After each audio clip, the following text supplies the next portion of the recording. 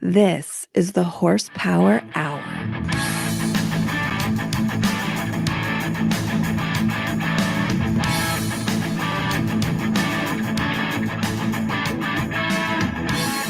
Hello, everyone, and welcome once again to the Horsepower Hour, the only podcast with a salvage title. Joining me, as always, is the luxurious Mr. Fabulous himself. I don't know if you knew this. You heard Mr. Fabulous with the Shark Tank, and it always seemed weird, right? I mean, you look at this dude, and you're like, why are you calling yourself Mr. Fabulous? Because he stole it from Coy Forticus and Masterson. How you doing, buddy? I'm doing great, man. Doing great. And I do feel wonderful, actually. Wonderful and fabulous, yes. Friday, bro. Got the weekend off. I was going to go to the FJ Cruiser Dunes Run event down in Florence, like I do every year, except for the last two, because we were scared of getting sick while we're all in our own vehicles on the dunes. You know how it is. Like you cough, and then you don't have it on recirculate, so germs shoot out of the dash of your truck over into another one and then get sucked inside and then sicken all them. So they canceled it for the last 2 years. So super stoked to go to this one. And since I'm trying to pretend I'm a good parent, my kids are all signed up for softball, and we got mandatory cleanup day. I have to go clean up the school's like 4 baseball fields, because it's not like they pay people to clean it. So just a bunch of parents can come and like mow and do yard work. So just went ahead and canceled all that. So clearly I'm here and not driving around on the dunes, watching people crush their FJs into water and roll them and blow them up and stuff like they do every year. Well, so, listen, man, it's not like we hired narcissists and groomers to do that. Oh, I'm sorry. Did I say teachers? I meant teachers. It's not like we hired teachers to do that. I'm glad that you are here, even though you're not going and enjoying yourself, but we are going to have a good time here because we have David Boyd from All Terrain Media. How you doing, David? What's going on, man? I'm doing great, buddy. And hey, we've already got a couple of people in the comments here. Darwin Bonk says hi. Thanks so much for being here. Oh, David's own media channel says, hey, Brunstad, popular on Twitch. Go and check out his channel, Brunstad. Thanks so much for joining us, my friend. So what is going on, David? Well, first of all, we invited you to the show and you gladly obliged, and I thank you so much for that, because you've got an amazing show over there at All Terrain Media. Why don't you tell our listeners a little bit about what you do? Well, I'm an auto journalist, man. So pretty much if it's got 4 wheels, I cover it. I'm an enthusiast of the new Ford Bronco, though. So I've bought one of those things, and I've tracked that thing since the beginning, and it's been kind of a clusterfuck, but but it's made me money too. So I thank you for it. I do appreciate your mess, and continue on. Nice. And hey, Fire Medic Smitty is joining us. My buddy Logan. He says, boys, what's up, fellas? So glad that you could join the live stream. Just a top tip for you guys. If you are listening to this on the podcast, one of these days, come and join the live stream. Coy and I do it every Thursday or Friday. We're doing Fridays for a little while, but normally we do Thursdays, but it's always 8 p.m. and we always let you know when we're going to be going live. So we do appreciate you for coming and checking that out. And we do thank you for listening to the podcast. David, just right off the bat, right up front, where can people find you and what you do? allterraination.com. That's the best place. It's it gives somebody, if they've something particular they want, they can find it that way. We try to keep up our current builds. We're building the Bronco that we have right now, and we're wrapping up our time with our 21 Jeep Gladiator. We did a long-term review of that thing. We've put about 9,000 miles on that thing, and we'll finish up our review here in the next month or so, and pretty much there, man. I mean, we're on YouTube. We do Bronco Talk Live on YouTube every Monday night, 8 p.m. Central, and we've started a new show called The Happy Hour, which is on Tuesdays at 7 p.m. Central, and it's all things automotive. That particular channel is, and we like to get in that channel. We like to get fan participation. So what we ask is the person email us and kind of give us their take on what they would like to talk about. And if they get that golden ticket, we bring them live on air, and they interact with our guests. So pretty much that. If it's breaking news, I like to talk about it. I know you've got some things that on deck that I've been kind of kind of keeping an eye on. But yeah, Mhm. pretty much trucks and SUVs specifically. That seems to be the most popular thing. Most people don't know what cars and sedans are anymore, so you got to move to where the people are. It's so true. That's And true. it's so good that Coy is here for this episode, because you guys are probably just going to talk overland. If anybody has missed last week's episode, we had Andy Lowenthal from Warren Winches on. He did a fantastic job. Matter of fact, he may be filling in for Coy coming in May, because Coy's got a little vacation plan, and Andy Lowenthal might be filling in for Coy. So just a little heads up there. But I'm sure, David, you've probably had him on your podcast at some point, haven't you? I have not. Really? I kind of like to. I'll have some people on, but I kind of like to keep the smaller people on my show that don't necessarily, the smaller fab companies or stuff like that don't really get the attention. I mean, there's those big YouTube channels like TFL and those guys. They can kind of have what they want, and I see those guys at press events, and I'm cordial with them. But I let those guys worry about the big fish, and I sometimes there's more value in the little guys. They're up and comers, as it were. Well, listen, David, I'm not trying to brag, but here at the Horsepower Hour, not only are we narrow, but we're also short. Okay. And so, okay. I mean, we could be that potential good fit. We're definitely small fish, aren't we, Coy? I like to just say that I'm understaffed. People, it could be taken multiple ways. Are we going to talk rod talk here tonight? Is that what you're saying? Oh, it always ends. I don't know, but we actually have a fake sponsor of the day that kind of follows along this line. And we do want to just thank everyone right now. Obviously, we don't have a full-time sponsor for the podcast. We're obviously always looking, but until we get a full-time sponsor, we will continue to do the fake sponsors. And what do you think, Coy? Should we get into our fake sponsor of the week? Yeah, let's roll tape. Do you constantly feel irritable and get upset at the slightest inconvenience? Do you feel like making your problems everyone else's problem too? Finally, you can find relief with Myphallus. Myphallus can be applied orally, vaginally, or rectally to calm nerves and help dull the pain of your pathetic existence. Ask your doctor if Myphallus is right for you. Side effects may include but are not limited to nausea, vomiting, unwanted pregnancy, catching the feels, and spontaneous combustion. We know that life can be long and hard. Try Myphallus today and watch your worries get pumped away. And we do. We want to thank Myphallus from the fine folks over at Bayer Pharmaceuticals for sponsoring this program.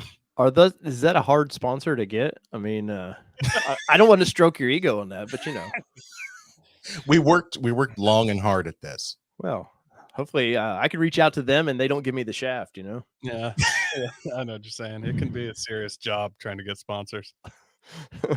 Hey, that is a serious, like, a lot of people don't realize, like, you do need funds, and sometimes whether it be to get you to somewhere, that is a needed thing. And I know you were talking about being an overland guy.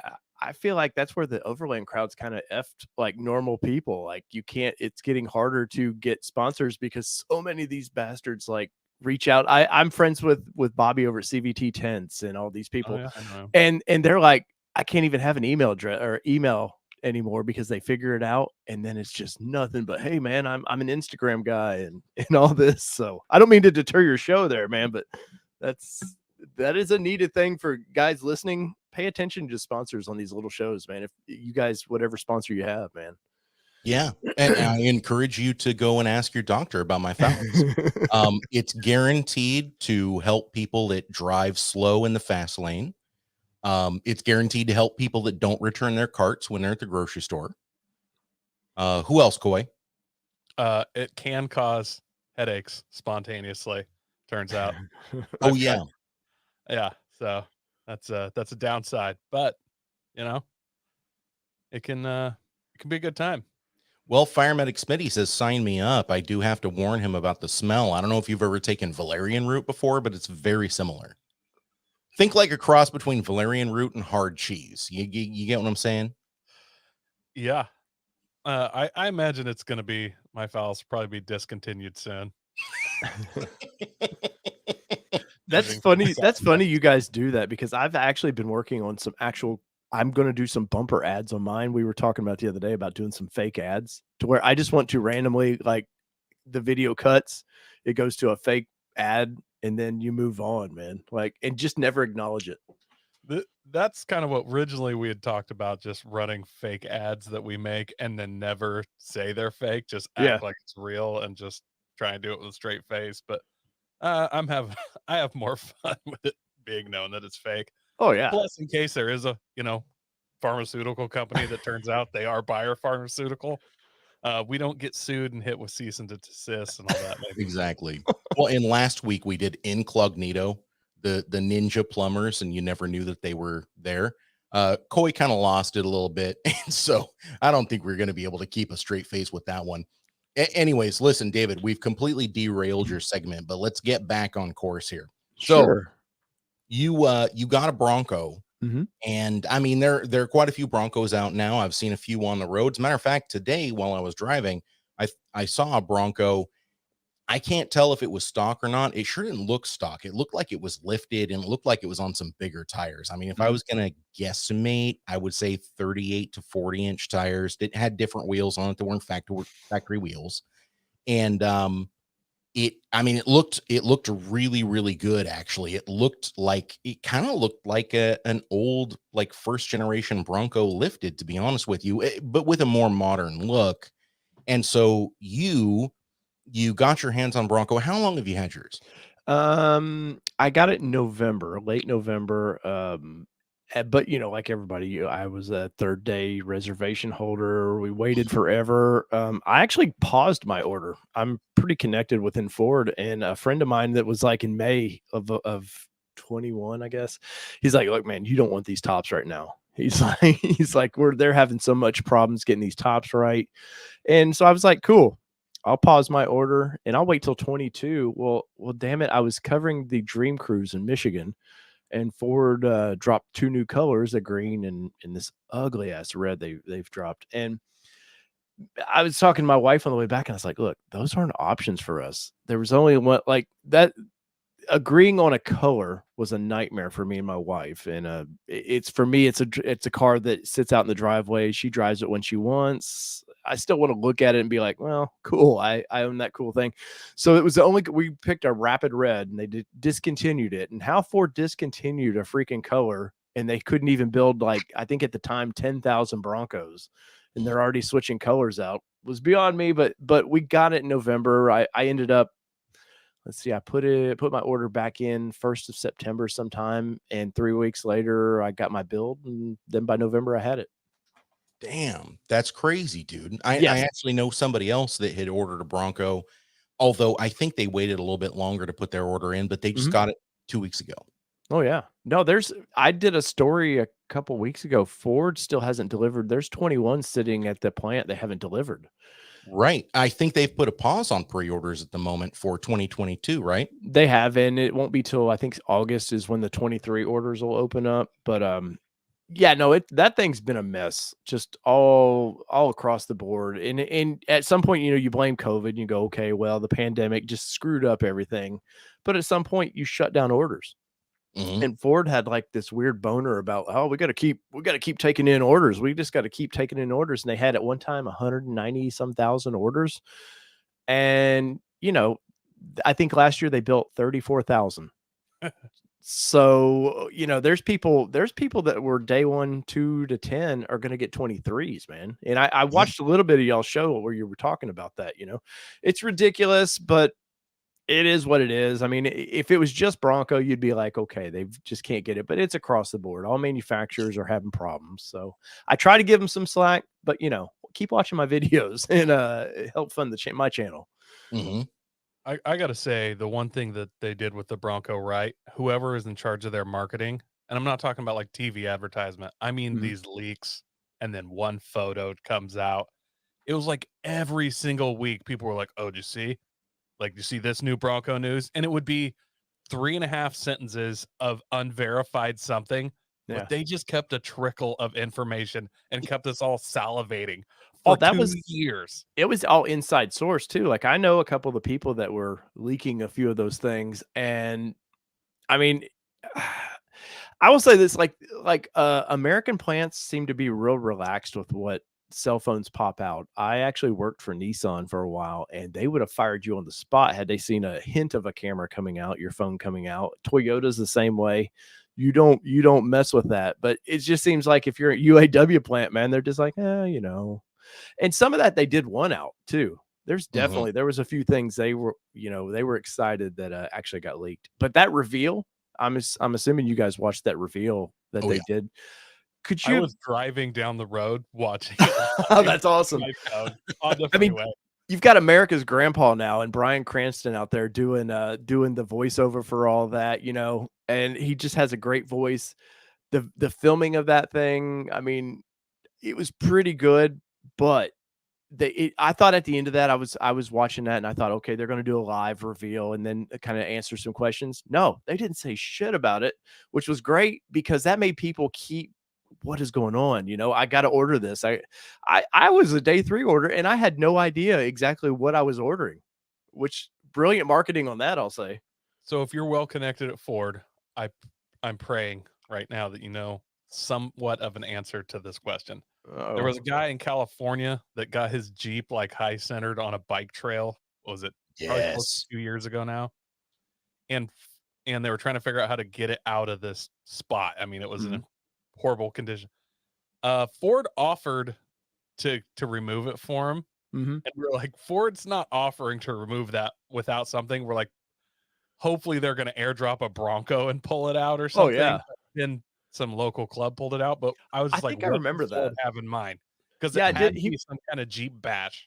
Oh yeah, wasn't he in some spot? He really wasn't that Jeep person. He really wasn't supposed to be in that area or something. It was like a mountain bike trail that he. Oh, that's right. That's right. Yeah, drove across it and then tried to back up and then got. I mean, it was literally like cliff on both tires. It was pretty crazy. Yeah, I do remember that is nuts. No, yeah, they definitely would love. You know, they would love to do that. But I would say Bronco was delayed. I mean, you know, in July of 20 when they revealed it, it was supposed to come out in March. Like, and they were prepared for that. And then obviously the pandemic hit and everybody shut the world down for a few weeks. And they scrambled and then they effed it up because they were like, put it on OJ's birthday. And no, I mean, I will say that was a mistake. Like they didn't know who keeps up with that crap, you know. But okay, but hold on, that could have been genius. Some marketing exec really dropped the ball. Like they should have highlighted that specific day. They should have highlighted a white Bronco, a brand new white Bronco. Have somebody chasing it. Yeah, just have it slow roll, dude. Slow roll down the highway. And hey, speaking of David, so Bryan Cranston, I think that he's good. However, I did throw my hat in the ring for the Ford commercials, and I think they really messed up big time in not letting me do it. I would agree. I want to show you my audition real quick. Can I do that? Sure. 775 foot-pounds of torque, probably. It'll do 0 to 60 in 4.5 seconds, if our math's right. It's a non-stop thrill ride, a pure, clean energy that'll give you more smiles to the gallon than an Amsterdam wet nurse. Oh yeah, and it's a Ford F-150. The all-new F-150 Lightning is probably the quickest truck we've ever built, with what we assume to be the highest torque figures of any F-150 ever. Every F-150 Lightning battery pack is mined from 22,000 pounds of dirt and infused with the soul of the child. That's a real figure, by the way. Just I wanted to interject that here. Of miner that rip this last part's not real. Hitting the ground with their bare hands. It's got a front. You heard that right. A grown man just said front.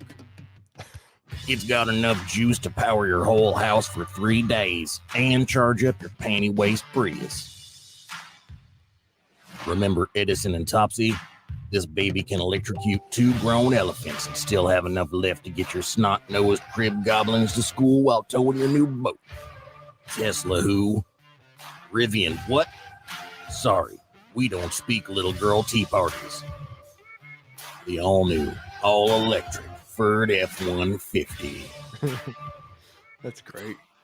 Honestly, I think they should have picked me. Yeah, they're missing out, definitely. Yeah. You want to That send whole that chain. yeah, the whole thing about every lithium battery is mined from 22,000 pounds of dirt. That's true.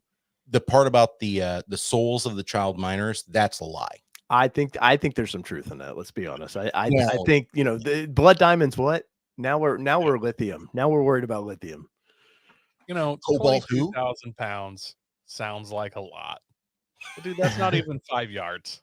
You can get 2 batteries in one 10-yard truck and a little extra. So I mean, The real winner in all this is our lady audience, man, because if the electric goes out in the home, man, and you need that private time, you just go out to your Ford and you just you have a good buzz there. Oh yeah, Hibachi powered by Ford. Yeah. and it's actually even more of a win for them because like during the New York blackout back in the 60s or whatever, there was like a wave of childbirths 9 months after that blackout. So it could save them from unwanted pregnancies. That's right, man. That's something they needed at the bottom of the disclaimer of that. It turns out the blackout with double entendre. It's got your back and your front, as it turns out. So listen, David, you've had your Bronco for a little while, right? What have you done with it, man? And not only what have you done, but we'd love to hear your thoughts about it so far. Is it living up to the hype? Well, the first thing, man, is just for me, I have to leave it alone for a minute because I have to kind of, for what I do, I have to make sure like, hey, yeah, I can tell my audience, in stock form, this thing is it's a happy little truck. It's night and day. Like a lot of people want to compare this thing to the Jeep Wrangler, which, is an honest comparison. But I really think that Ford took the best of what makes a 4Runner cool, and they took what best makes the Wrangler cool, and they tried to merge that into one vehicle. And, it drives like I have a Gladiator. And, on a highway, you're wandering all over the road like typical straight axles do. And nothing against that, because there's a reason you want that straight axle versus independent suspension. But it was all smiles getting the thing. But my biggest problem was my dealership tried to F me over when I placed the order. So from the get-go, obviously being an auto journalist, like I knew the games they were going to play, not to the extent now that they're playing them, because who would have thought a year later they're still upcharging these things. But so my biggest thing was I ordered this, emailed the salesman and said, hey, I'll pay MSRP because I just know it's the hottest thing right now. I'm going to have to pay that. And obviously slowly people started getting them. Dealerships started getting greedy. Here's another 5,000, 10,000. And mine, I was tracking it. I had friends at the manufacturing plant take pictures and video of this thing actually being put together. It was really cool. And not the photos that like a lot of people are getting at the end. Like I have video of them assembling my truck. And I'm getting excited, and a buddy of mine goes, hey, man, did your deal on your Bronco fall through? And I was like, what are you talking about? He's like, the local Ford dealership has it on their website for sale. Now, I knew it came in I knew it came in the night of, and I did a video of walking around it in its, shipping form, and we're all excited. And I'm enthusiastic. Like, I have to be objective with these things, but I do love this silly vehicle. So we were all, and it's the Bronco more than anything is there's been so much hype about trying to get the fucking things, man. I mean, like it's, people are pulling their hairs out. There was something the other day that some lady said that I baked a kid faster than Ford could get me my Bronco. And I was like, it made me giggle. I was like, Christ, man, that kid will be through high school by the time she probably gets her Bronco. But yeah, so the next day, my salesman's like, look, I can't be there the next day. He's like, but I'll be there that Saturday. I was like, cool. I've waited how many months it was. I was like, I can wait another day. And yeah, so they cleaned it up, which I asked them not to. I said, inspect it, but don't clean anything up. I kind of wanted to do that for my channel, taking all the bags and stuff off. And it's in their showroom. And they've got an $80,000 price tag on it. And now mine retailed at $54,000. And so I had a friend call up there, and they offered it to her on the spot. They were willing to sell her this Bronco that I special ordered. And so that's where my real adventure with this thing begins. But you drive it, it drives amazing. It drives like an F-150 truck, honestly. It's I hate to say cars are also good anymore. You got to be a real picky asshole to find like the really like you know, if you want to fuss about, well, this one just, you know, the steering wheel is just slightly cocked, or journalists anymore in this field, man, everybody can talk about cars, but some of them are just that old school dicks about these things. But no, I've had a blast with it. We've taken it on a couple trips. I've been to Florida twice in it. I just came back from Iowa in it. I had it partially wrapped in Iowa, and we're actually now going to start the build process. I've got some Molly panels that just showed up because I want to put my GRS radio in it, and I'm going to Moab in it in June. So I'm just trying to now start getting built up. I've done everything stock with it that I want to talk about, and now it's time to build it up. But I've got the Sasquatch package. It's the Badlands with the 2.7. The 2.7 in that thing is amazing. It's torquey as can be. I like the 10. Some people don't like the 10-speed transmission. That thing, I really like it. It almost feels like a CVT transmission though, and that's not to dog it, but you just don't realize when it's shifting. They're so smooth anymore. But that 2.7, I'm planning a video where we drag race the Gladiator versus this thing, and it will eat that Gladiator alive, man. But 100%. And David, I'm sorry to interrupt. Man, oh, you're fine. I feel like you're leaving off a part of the story. So they were ready to sell your brand new custom built Bronco in the dealership. What happened? So it was literally, so I was doing a Nissan live stream that night. It was a Friday night, and I got I'm about to go on air, and you guys, we use the same software. You know what it's like. You're preparing, you're getting ready, and you check your phone, and you're like, what do you? And so I'm quickly like trying to get on the phone. What's going on? So I had a friend call, and she said, look, man, I have cash. And they're like, come get it. We'll put a sold sign on it. And you talk about steaming. Like, I'm trying to do, you know, be composed. We're doing a live show. And the whole time, and my wife's like, look, your audience will understand. Shut it down. We'll go up there right now. We'll handle this. And I said, no, I don't. It's a better story for me covering this thing is if they really, I don't want it to be sold, but if they sold it out from under me, that's a month's worth of stories for me to talk about. But I ended up going up there. They tried to hit me for $2,500 over MSRP. And I was like, look, I have the emails where you guys said you wouldn't do this to me. They backed off that. Then there's a whole bunch of BS about, oh, well, you if you don't bring a trade, it's $1,500 over MSRP. If you don't use our if you don't use our financing, it's $1,500 more over MSRP. And it's in their website. And it is what it is. It's the price to do business, it seems like anymore. Dealers can't be honest. You know, if you tell me, hey, we don't sell anything at over MSRP, it's all $3K over, I've grown to accept that. Like, but when they try to sneak the bullshit in, it just, oh my God, I was pretty mad. But at the end of the day, they took some of it away. They charged me for this stupid, what they call permacoat, which in the auto, like, you know, the dealers, they're going to try to, we got to put nitrogen in the tires for $500. And you're like, oh my goodness. You're like, fuck you, dude. You know, like, come on. This isn't a race car. Like, yeah, if this was NASCAR and we need consistent tire pressure, sure, let's go with that. It's an off-road vehicle. And hey, David, so Fire Medic Smitty, my buddy Logan, he's saying all the nasty, man. You'll love to see it.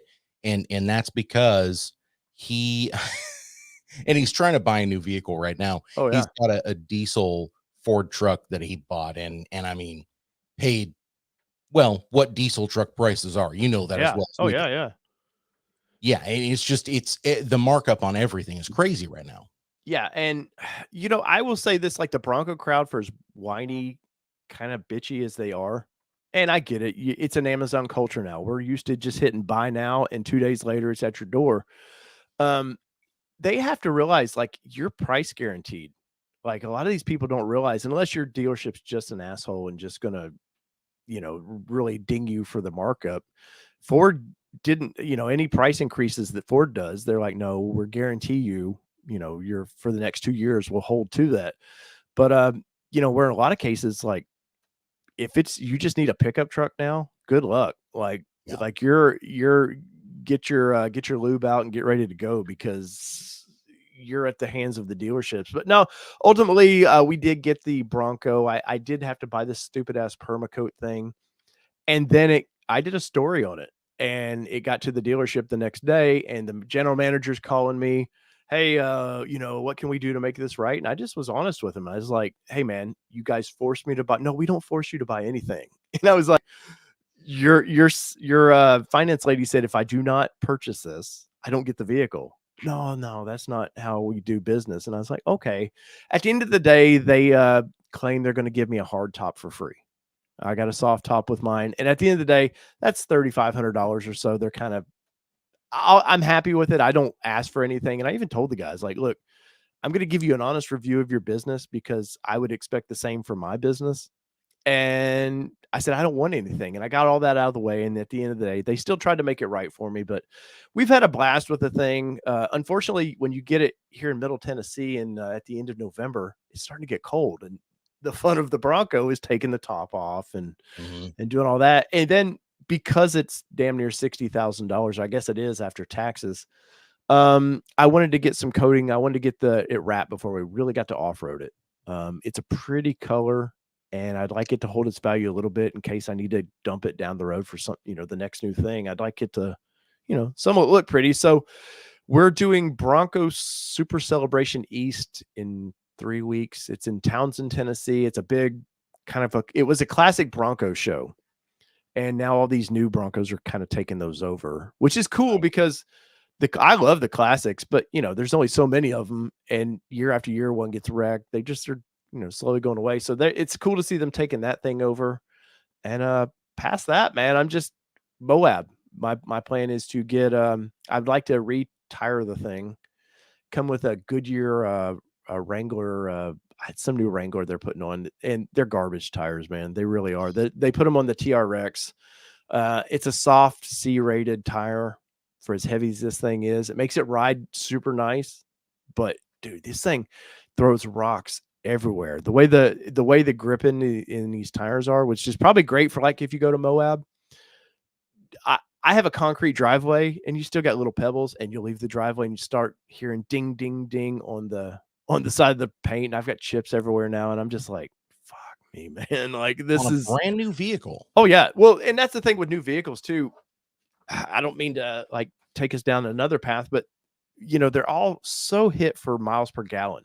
These manufacturers are doing anything they can to make these things as light as possible. Every ounce counts now.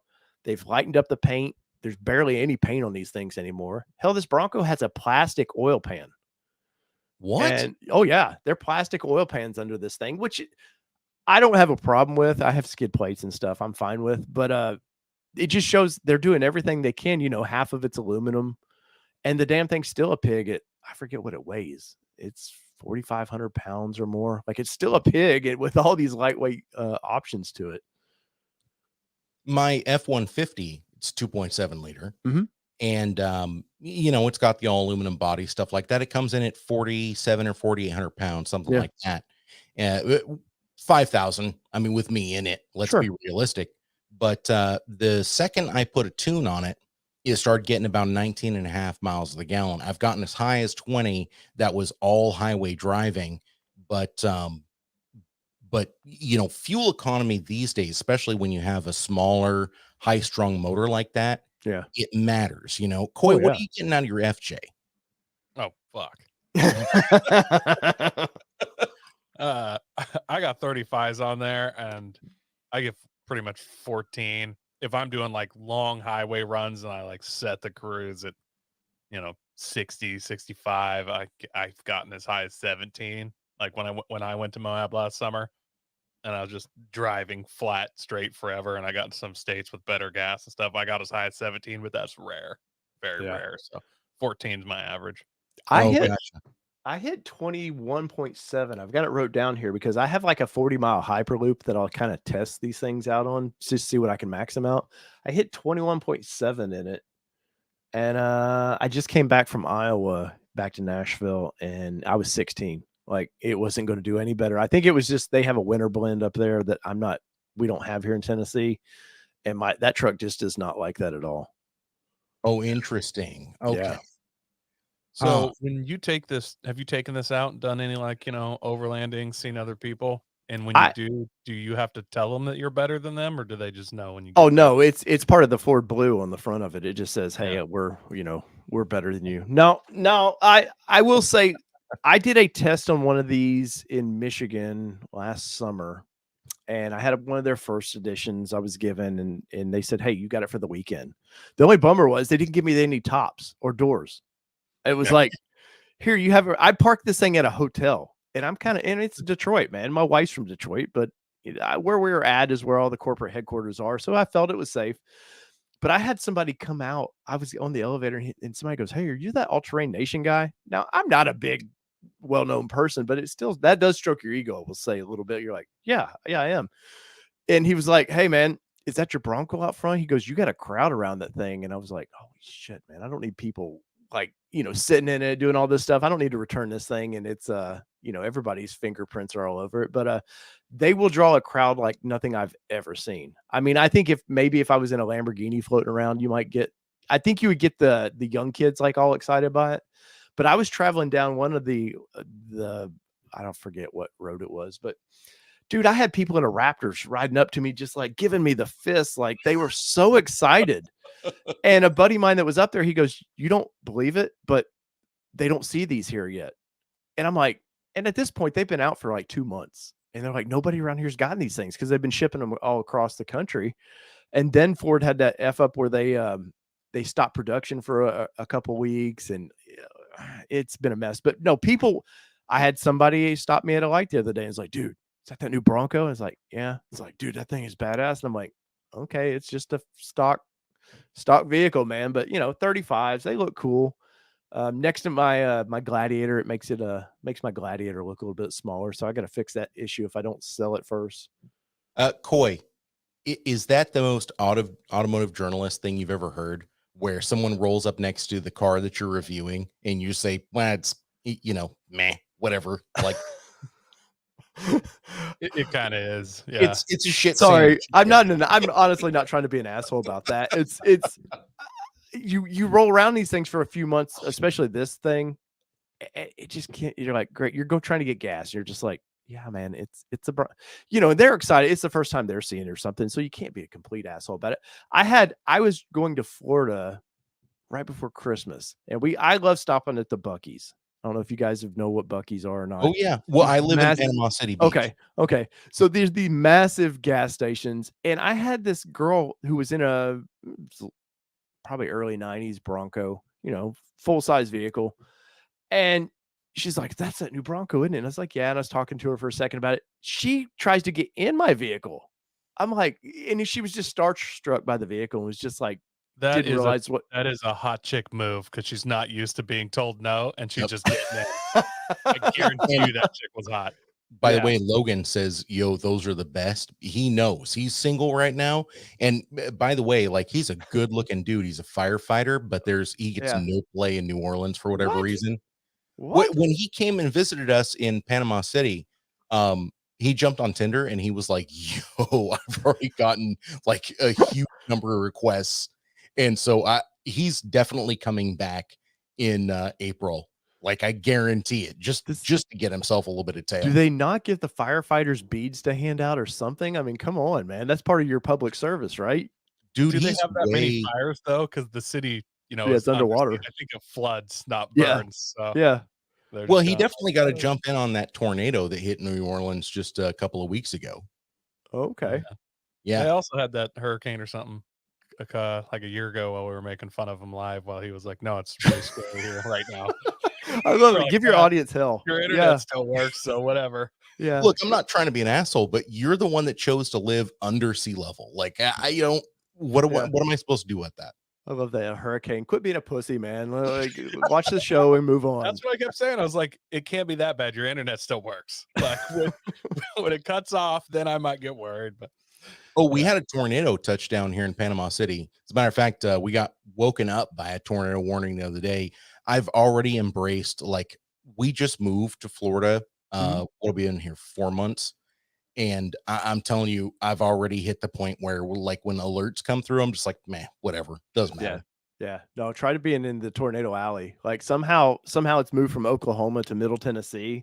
And this time of year, you'll get a cold front move in, and there's a warm front right behind it. And suddenly, you're like, well, what am I going to lose this time? I mean, I've lost vehicles, and it's just, Yeah, you learn to deal with that. But you're from Oregon, though, right? Yeah. Yeah. Coy's in Oregon. I just moved from Oregon, and so that's why we're not in the same studio. Yeah. But I mean, I've already hit the point where, and listen, dude, it was 80 degrees today. Yeah. April 1st, it was 80 degrees, gorgeous, sun's out. It's beautiful. Now, I'm not going to talk about the thunderstorms that are going to be rolling through next week because you know that we block those out of our minds. Oh, well, Florida weather is like, you know, by 1 it's going to rain, by 2 it's gone, and you just move on about your business. Yeah. We had crazy thunderstorms that hit. What was it, yesterday? Yesterday morning, I was woken up at 5 a.m. with crazy thunderclaps. I mean, the most ridiculous thunder, lightning you've ever seen in your life. Like the sky was just sort of, it never calmed down. Like it was just lightning strike after lightning strike, and crazy rain, crazy winds, ridiculous winds. And then by, I don't know, 11 o'clock, got sunny, warm, it's beautiful. Went down to the beach, it's gorgeous. So what's it like to move from the Northwest of where you have Goonies up there to the Florida Goonies? Like, I mean, is it just like, you know, a whole different, like, I would love that movie. Hey, Hollywood, please make a Florida version of Goonies, man, because I would love to see what a clusterfuck that would be. Dude, I'm ready for it. Whatever comes may come. I'm so happy being down here. And I apologize, Coy. Like, you know, I love you, dude. I miss you, but it is so nice down here. It is ridiculous. Listen, guys, we're already 40 minutes in. Oh shit. Sorry guys, I ramble. No. It's no problem. I wanted to ask you these questions. So let me hit you with one more before we move on to the news. Sure. What's the most impressive thing you've done with your Bronco so far? Sit in it. I mean, actually getting one of these damn things is the most impressive thing you can do with it. No, I mean, that's a tough one because I'm hoping next month to take it off road and just kind of wake it up that way and see what it's like. I've drove these things a little bit. It's like driving a 4Runner that a top can come off of it. Honestly, your FJ, it's going to be similar. I will say for factory 35s with that Sasquatch package, it's amazing. I mean, there's been some things I've seen people breaking on them, tie rods, stuff like that. And I think it's been mostly Jeep guys that don't know how to drive that suspension, that are just going out there and, I can just ram it into things. And it's that tough straight axle and they're breaking them going, well, this is a piece of shit. Ford, what are you doing? You're like, no, you have to learn how to drive that vehicle. I don't know, man. The idea that you can get a front rear locker package with 35s, that's pretty badass right now, man. And I'm hoping, I know Toyota's hinting that they might bring an FJ back to the market. Chevrolet's got new, the twins, the new Colorado twins are coming out soon, and there's going to be a ZR2 package supposedly with 35. So I'm excited. Honestly, though, I would sell this thing in today for that new Ranger Raptor that they're bringing out. I will get rid of that in a heartbeat for that truck. What about the Bronco Raptor, though? I could give two shits about that thing, man. Really? It's stupid. It's big. You know, it's a dick challenge between them and Jeep right now. And I love Jeep. I love it so much. Oh no, it's cool. Like how many days before Jeep announces a stock trim with 37s? Like, I'm expecting any day right now them to be like, oh look, yeah, it's 37s. Yeah, we're doing too. Like, that's great for off-roaders though. Like Jeep's taken its audience for granted for so long. How long did they ask for a V8 in a Wrangler? No, we can't do that. Suddenly the Bronco comes out, and the day before they launch Bronco, it's like, oh, here's a 392 package. You're like, yeah, Christ, man, can you guys not give your audience? But they knew their audience would just keep being spoon-fed the same thing. And what are you going to do? There's no competition. So we have competition now. I'm excited about it. If Nissan would bring the Xterra back, if the FJ would come back, I'm a little scared what's going to happen to the 4Runner. It's playing in a weird market now that, Toyota's not really known to be an exciting company when it comes to, going all out. I know you got the new car that you want to talk about coming up, but cars they seem to get excited about. How many sports cars does Toyota need? No, give us a killer Tacoma. Give us a killer all the sports cars. Yeah, they need everything. Like don't even give them that slack. Like, bring the shit. Like, we want cool stuff. Like, in that twin turbo V6 that Toyota has, what is it? A 3.3, right? 3.5. It's a 3.5. Yeah. In the Land Cruiser. They throw one of those in the Tacoma or 4Runner, bro. Your next 4Runner is going to get a 4-cylinder, and that's it. It's a turbo 4, man. That's ridiculous, dude. That's it. David, they're going the wrong way. I don't know if you knew that or not, but this is going in the opposite direction that it should be. I'm a horsepower guy. Any vehicle I get, I want the most horsepower I can get, and I would agree with you. But sadly, they're playing with federal rules now, and they just got to kind of. We need miles per gallon. I'm sorry. Don't say that. I wish they're playing with federal rules. They're playing with California's rules. Yes. So everybody, I want you to thank California's for fucking up, like literally fucking the auto industry. Yep. So thank you. And happy to do it too. Yeah. No, they're No, the land of hot rods. Seriously, California can suck my fellas. You've got an ad for that, right? We do. I'm just telling you right now, like the Ranger Raptor and the Bronco Raptor, they're both getting the 3-liter. And just with a few bolt-ons and a tune, those are going to be running 12s. And I want everybody to understand, we're talking about vehicles that are running on 35-inch tires, running 12-second quarter miles. Has there ever been a time in history where we've been able to say that before? No, and there's a hybrid Bronco coming. I don't think they'll go full stupid like Jeep did with that 4xe, which is a nightmare. People are they're waking up to that piece of shit and being like, oh, this is horrible. It's it's a underpowered 4-cylinder turbo in that thing, and they're going to follow. Usually though, what Ford does, the market follows. So that's a good thing for off-road guys, is Ford seems to have this major hard on right now of like, oh, we want to be green, but at the same point, we got to cater to the redneck dude a little bit and give them what they want. And I'm excited. The Ranger, I'm telling you, the Ranger Raptor is, I think you think Bronco was hard to get. You ain't seen anything yet, because and to answer your question about the Raptor, to finish that up, it's just too big. It's not special enough. The fenders on that thing are just like they were afterthoughts. I like power, and I think that 3-liter in that thing's going to be fun. They're claiming near 400 horsepower, but if it's anything like what Australia released with their Raptor version, what was it, like 392 horsepower? Wasn't that a diesel? No, that's a gasoline. That's a petrol engine for them. But so it'll be near 400 horsepower. But guess what? That 2.7 in your truck, you can get 500 horsepower. That 2.7 pretty easy. Yeah. Now the Bronco 2.7 is a slightly different 2.7, but it's still, Ford's got a tune coming out for it. They'll get 30, 35 more horsepower out of it. I want for nothing in that, man. I have 330 horsepower now. You give me 350, dude, that's all I don't need 400 horsepower in that vehicle. So, right. It's making 100 foot-pounds of torque more than horsepower. Just to remind everyone. Yeah. Like, and it too. Launch it and know it wants to go. And I'm sure, I mean, there's a lot of speculation that can be laid here. Coy, please feel free to jump in. When you're talking about a twin turbo vehicle off-roading, and you need to give it that second, not really a second, but a quarter of a second for the turbos spool up before it really makes the horsepower. But I don't know how much that's going to impact its off-road ability or its crawl ability. Coy? I don't think it's going to make that much. I guess if at some point somebody's running just giant tires, they're on 40s, 42s, which blows my mind because these things are coming factory with 35. So 40s, I mean, it's a lot bigger, but the difference between a 35 and the 40, that's like my FJ came with 31s. That's a 30, that much bigger would be a 36. So it's kind of insane the way the factories are all going with these 35s. I mean, I've said before, 37s are the new 35s.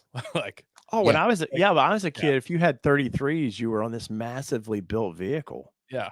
And when I got my FJ, and I remember like I had like 34s, and that was a little bigger than everybody's. And then there would be a couple guys, like we'd go to this Dunes event that's happening this weekend that I'm not at because I'm trying to be a good person.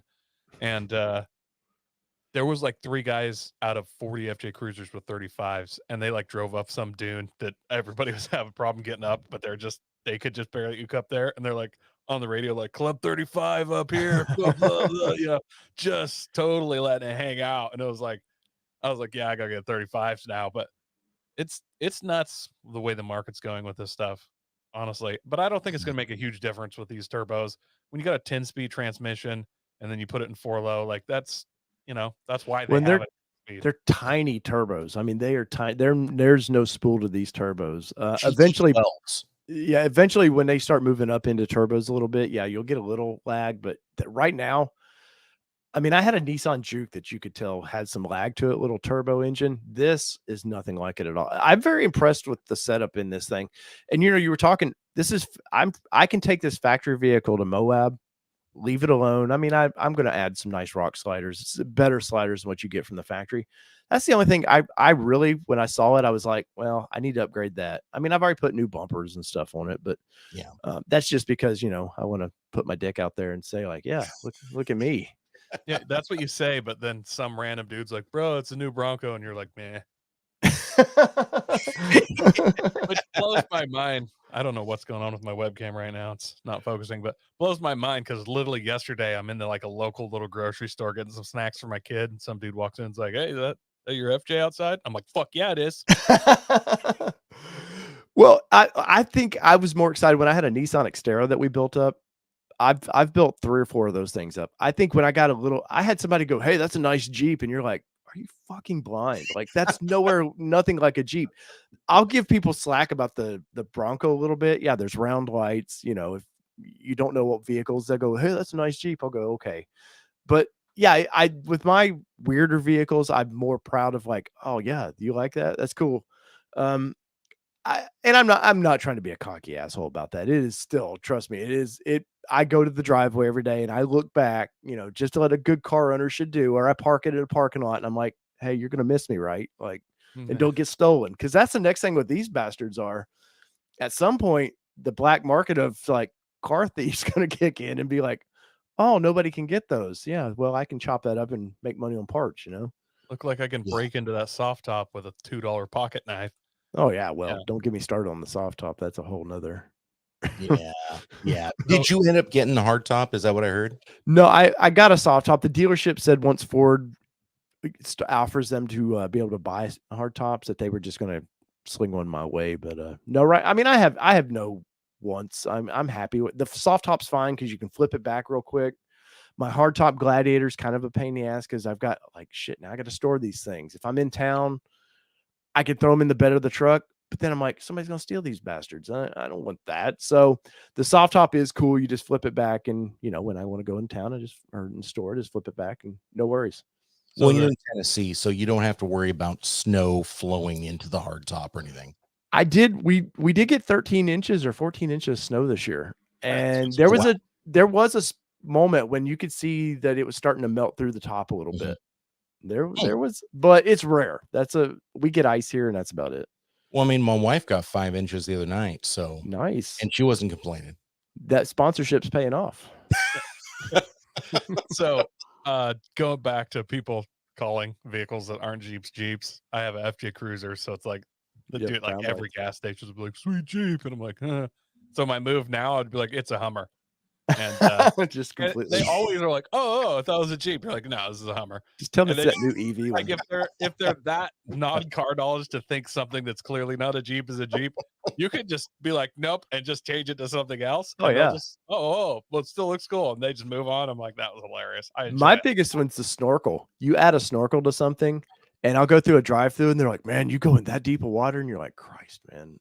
No, yes, now, yeah, man. It's a submarine basically, and that's the one thing I've ever added though that people will constantly wear you out about, because I mean out west it might be because you guys have a lot more land, you can a lot of more access to BML land where we don't have that really here, so it's probably a little more common. But dude, I've added snorkels to my Xterras, and they're like, holy cow, man! They're like, this thing is built, and you're like, no, I want it for clean air and that's it, man. I'm not going through water.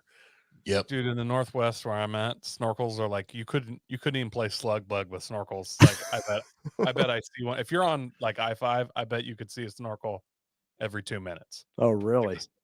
They're everywhere. half the Subaru guys run snorkels. Like, Oh my God, that's Not- great. dude, it's like Overland Central out here. In Florida, it's not that way. If you see a snorkel on a vehicle, it's guaranteed to have tractor tires on it. Well, in Mud Florida, bogger. if it has a snorkel, they actually are driving it underwater. This is also true. It's probably part of their daily commute, though. So it's, tomato, potato. You know, speaking of daily commutes, guys, we gotta move on to some of our topics here. Yes. I appreciate you saying that, Coy. So I'm going to go ahead and put this first, the Toyota GR Corolla. Let's go ahead and get into it. So things got leaked a couple days ago about the GR Corolla, and then yesterday Toyota went ahead and did like the full press release. And here's what we're looking at, man. This thing is looking pretty badass so far. 1.6 liter 3-cylinder, making 300 horsepower and 273 foot-pounds torque. So pretty significantly higher than the Yaris. And I think that's a good thing. I don't know if it's to compete with the or compensate for the higher weight of a four-door vehicle or what exactly it is. But either way, I'm happy to see it. And 300 horsepower out of a 1.6 liter 3-cylinder, that's crazy to me. This thing is thick too. Like, it's just got fatty fenders, and it looks amazing. I It's believe like it's rocket bunnies from the 235s. factory. I think it's 235 18s that come on it from the factory. That's pretty good for the factory. I wanna see like how deep those fender wells go, though. Like, I'm guessing you're gonna be able to stuff some rubber under this, and Yeah. I cannot wait to get on. I should get on like a Toyota Corolla forum right now and ask how wide a tire I can fit. Oh, you're trying to piss people off real quick. I like to jump in there. Actually, There's a moderator somewhere pushing delete, delete, delete. Oh, dude, I love it when I see questions like that. I've grown to where I just lie. I'll just make random shit up. Oh, But yeah. no, you don't need it. You can fit 35s without a lift, no problem. Yeah. So a couple things I want to highlight with this vehicle so far, guys. So it does have Torsen helical limited slips front and rear, but that's only available as an option. It comes with open differentials, like if you get their base model, okay? And there's the base model, which they call a core, and then there's the more performance version that they call the circuit, but then there's options within all of those areas, right? So we have a torque biasing center differential. Normal driving is 60% to the front, 40% to the rear. For fun, sporty, twisty road driving, it's 30-70. And then for track enthusiasts, it's 50-50. This is not uncommon for us. We've seen it on the last couple of generations of the Subaru WRX STI. But it's always a good thing to see on these vehicles. The Focus RS is the same way. You can select what your torque biasing is from the center differential.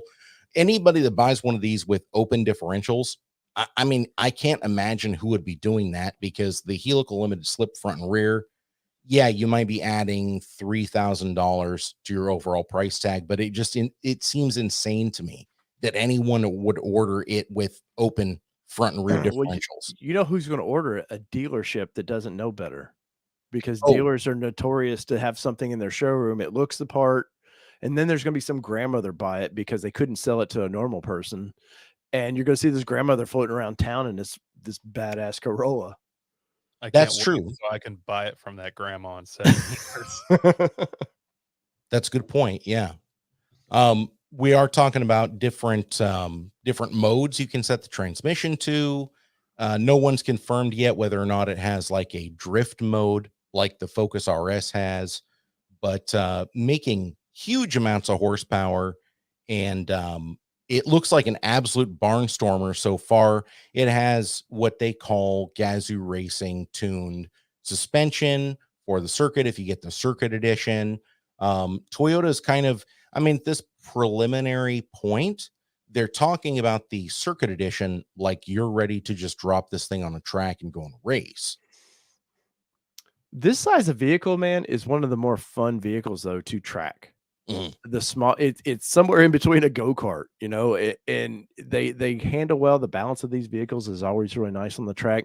I'm fingers crossed. I'm heading to Texas in 3.5 weeks, and this might be on my to-do list to drive. So I'm kind of excited by that. Oh wow.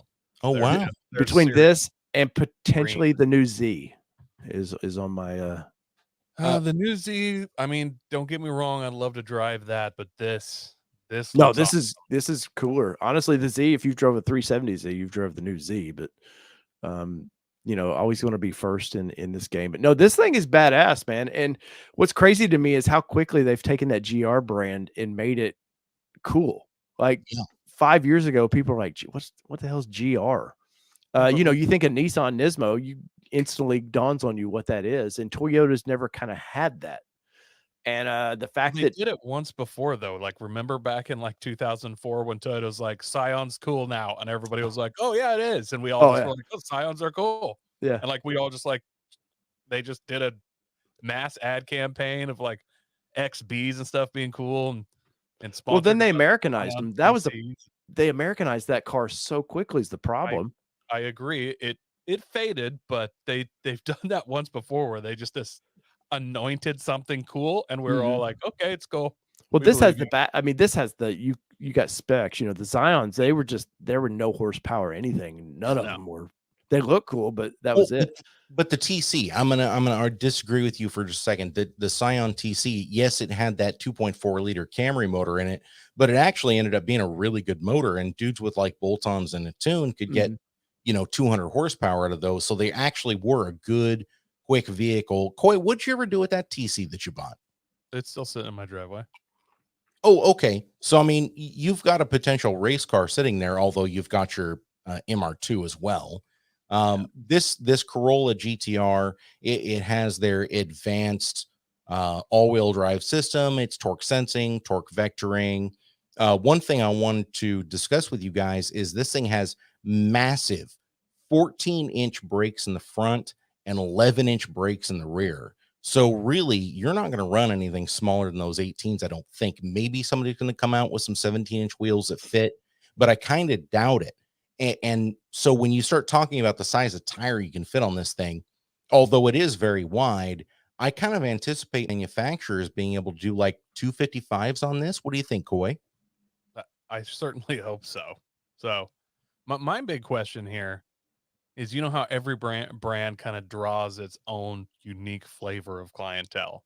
Like we all know what the Subaru guy looks like. You can just boom, it's in your head. He's got his vape, his hat, flat bills on backwards.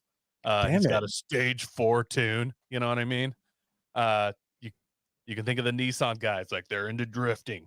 You can think of all these, you know what a Mustang guy looks like, the Corvette. He's that 50 to 65-year-old with the white New Balance cargo, New Balance shoes and the cargo shorts. This is kind of a new zone for Toyota. It's a all-wheel. I mean, if you close your eyes, this is a Subaru. It's an all-wheel drive powerhouse. Yeah, but it's a Toyota. It's the new Gazoo brand. Like they've already got the Supra. They got are they going to draw within their own market, or is this going to bring Subaru guys over? Like, what kind of guy is buying this? Is this more of the purple hoodie, vape juice, and Subaru crowd? They're going to be bombing around with the purple tune on it. I think to answer that though, we need a price on this thing. And I think that's the problem is Toyota hasn't announced. They said, "Oh, we're going to announce pricing later," which is pretty typical for a press release. But yeah, it's a weird. I don't see this car sticking around long as a problem. I think you're going to see this thing $45,000 to $50,000, and that's a tough nut to crack because it's not going to be a high volume. And it's going to, it's going to be a very quality built thing. And they talk about, it being built in the GR factory. I don't know, man. I think your Subaru guy's definitely involved in this, but I think if it was badged Subaru, they're all over it. And even though it's probably half of it is Subaru because of the partnership they have with Toyota, I don't know, man. I don't know. I think the power to weight ratio is going to be a lot of fun, though. I have notoriously always talked shit about all-wheel drive guys when I'm racing. I used to race an S2000, so I had a Roadster. Oh, nice. I got it kind of when WRXs were coming up, and all-wheel drive was, I'm not saying new to America, but all of a sudden everybody was like, "Oh, this all-wheel drive is fucking awesome for racing." Yeah. And And I'd always talk shit and be like, well, guess what? We all have all-wheel brakes. So I'll see you at the first corner. Stuff like that. And I've always kind of been a rear-wheel drive guy. This car, though, I mean, I want one. Like, it's awesome. I don't think I can afford one, but I want one. It looks awesome.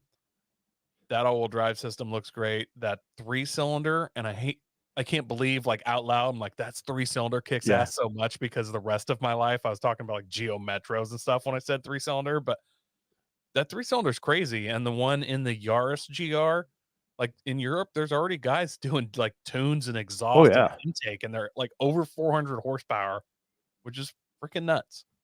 Well, I remember the C5, C6 Corvettes hitting 300 horsepower in a V8, and that wasn't that long ago. No, dude, it's nuts. I think what this does, though, hopefully this wakes up companies like Nissan that has a Nismo brand that could actually do something with that brand. And it gives them these two companies need to battle each other. Nobody makes a car anymore. I thought the Cobalt, when Chevy was doing the Cobalt, I always thought that should have been an all-wheel drive rally car. It looked the part. They stole enough of Nissan design off of that thing to make it look cool, like a Skyline. There's nobody competing. As Ford got rid of the Focus, they don't want to deal with that vehicle here anymore.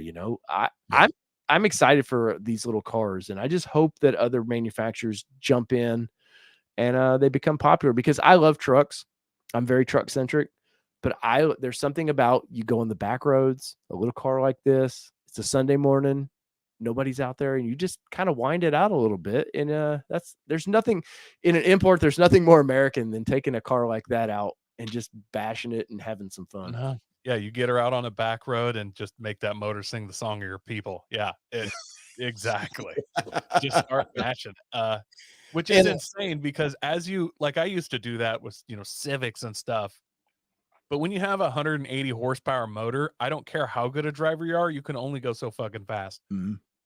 This thing, anybody can go crazy fast in something like this, and a good driver is going to be going ludicrous speeds. Like, to actually get out and push this car to its limits, it's going to be tough to do on public roads. I mean, because you're just going to be going so fucking fast. There's not that much.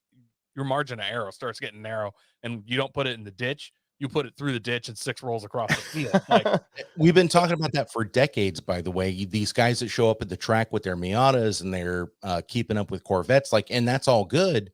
But you go and buy something like this right off of the showroom floor. And it's not just this vehicle, by the way. It's a bunch of different vehicles. I mean, the Kia Stinger brought that up last week. You buy one of those, you're going to be keeping up with people. Rest in peace for that poor car.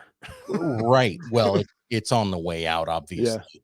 But, there are cars out there that will just absolutely keep up with and smash anything else that you're looking at in stock form. The only bummer about this thing is Toyota's horrible fucking logo. Please go with old school Toyota across the front of this, something racy. It's like you were saying the Stinger. The only thing that killed the Stinger was it said Kia on the front of it. Had that been any other brand, if that would have been, I know they did the Hyundai version, but if they would have done the Hyundai version as a sportier, aggressive looking car, that thing would survive. But no, I'm happy that there's not graphics all over this thing that just screams, GR everywhere. From what we've seen of the release, I had friends at the press release. They sent me some stuff. Very excited by it.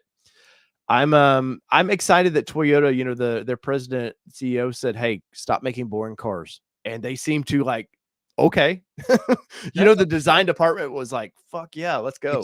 It's either enthusiasts or SUVs. Yeah. Mm-hmm. That's a point I kind of want to touch on, that Toyota's clearly making a move here in the car market. Like, they brought back the Supra. They're doing, they brought the GT86 FRS thing back a while ago, but now they're going to have a GR version of that appears to be a turbo, pretty awesome version. They're doing this. Like, they're taking more than their market share of sports cars. And I mean, obviously these cars are cutting into their own sales. Like, there's a guy that was going to buy a Supra that now is going to buy this, which in a lot of ways doesn't make sense for a company. What move are they making by going with all these little sports cars? Yeah, but what do they see that we don't? Who's making those cars? Let's be honest. I know Supra takes a lot of shit for being BMW assembled and basically a BMW. Subaru with the GT or whatever. That's just Subaru's building all that. You know, the Toyota's pretty smart about, hey, sure, we can't really, you know, we could go all out, and you know, there's talk of them doing what was the Lexus supercar they built? Yeah, there's talk of them doing something like that again. And like, but in reality, you know, I really think, like you were saying earlier, there's a lot of Subaru under this thing. So it's a joint partnership, whether they admit it or not. But we're the winners. Like, car guys are the winners here, man. And we're in the golden age of vehicles right now. You know, we don't think so. We think all EV, you know, it's going to mess up everything. 15, 20 years ago, there's no chance that this little car exists at all. I've said several times, we're in the fucking last hurrah of gas vehicles. Fucking enjoy it, because the next 10 years are going to be the best production cars ever made. Well, the best muscle car ever right now is Dodge. Yeah. They throw a Hemi in anything, and they said in 2 years it's gone. They've got their new straight six turbo Tornado or whatever, Hurricane, whatever they're calling it. You know, they're moving to smaller engines. And I agree with you. I think the things like the 390 or the 392 Wrangler, the TRX, they're one and done. They're going to be gone in 2 years. And yeah, if you're a collector and you want a vehicle, go pick one of those up right now. I'm telling you. Dodge's real problem is that they called it the Scat. And I mean, it has a different connotation nowadays than it back in the day. Yeah. So I would encourage Dodge to not call it the Scat anymore. I understand that has some historical value for them, but it's not, you know, it's like the Scat Man.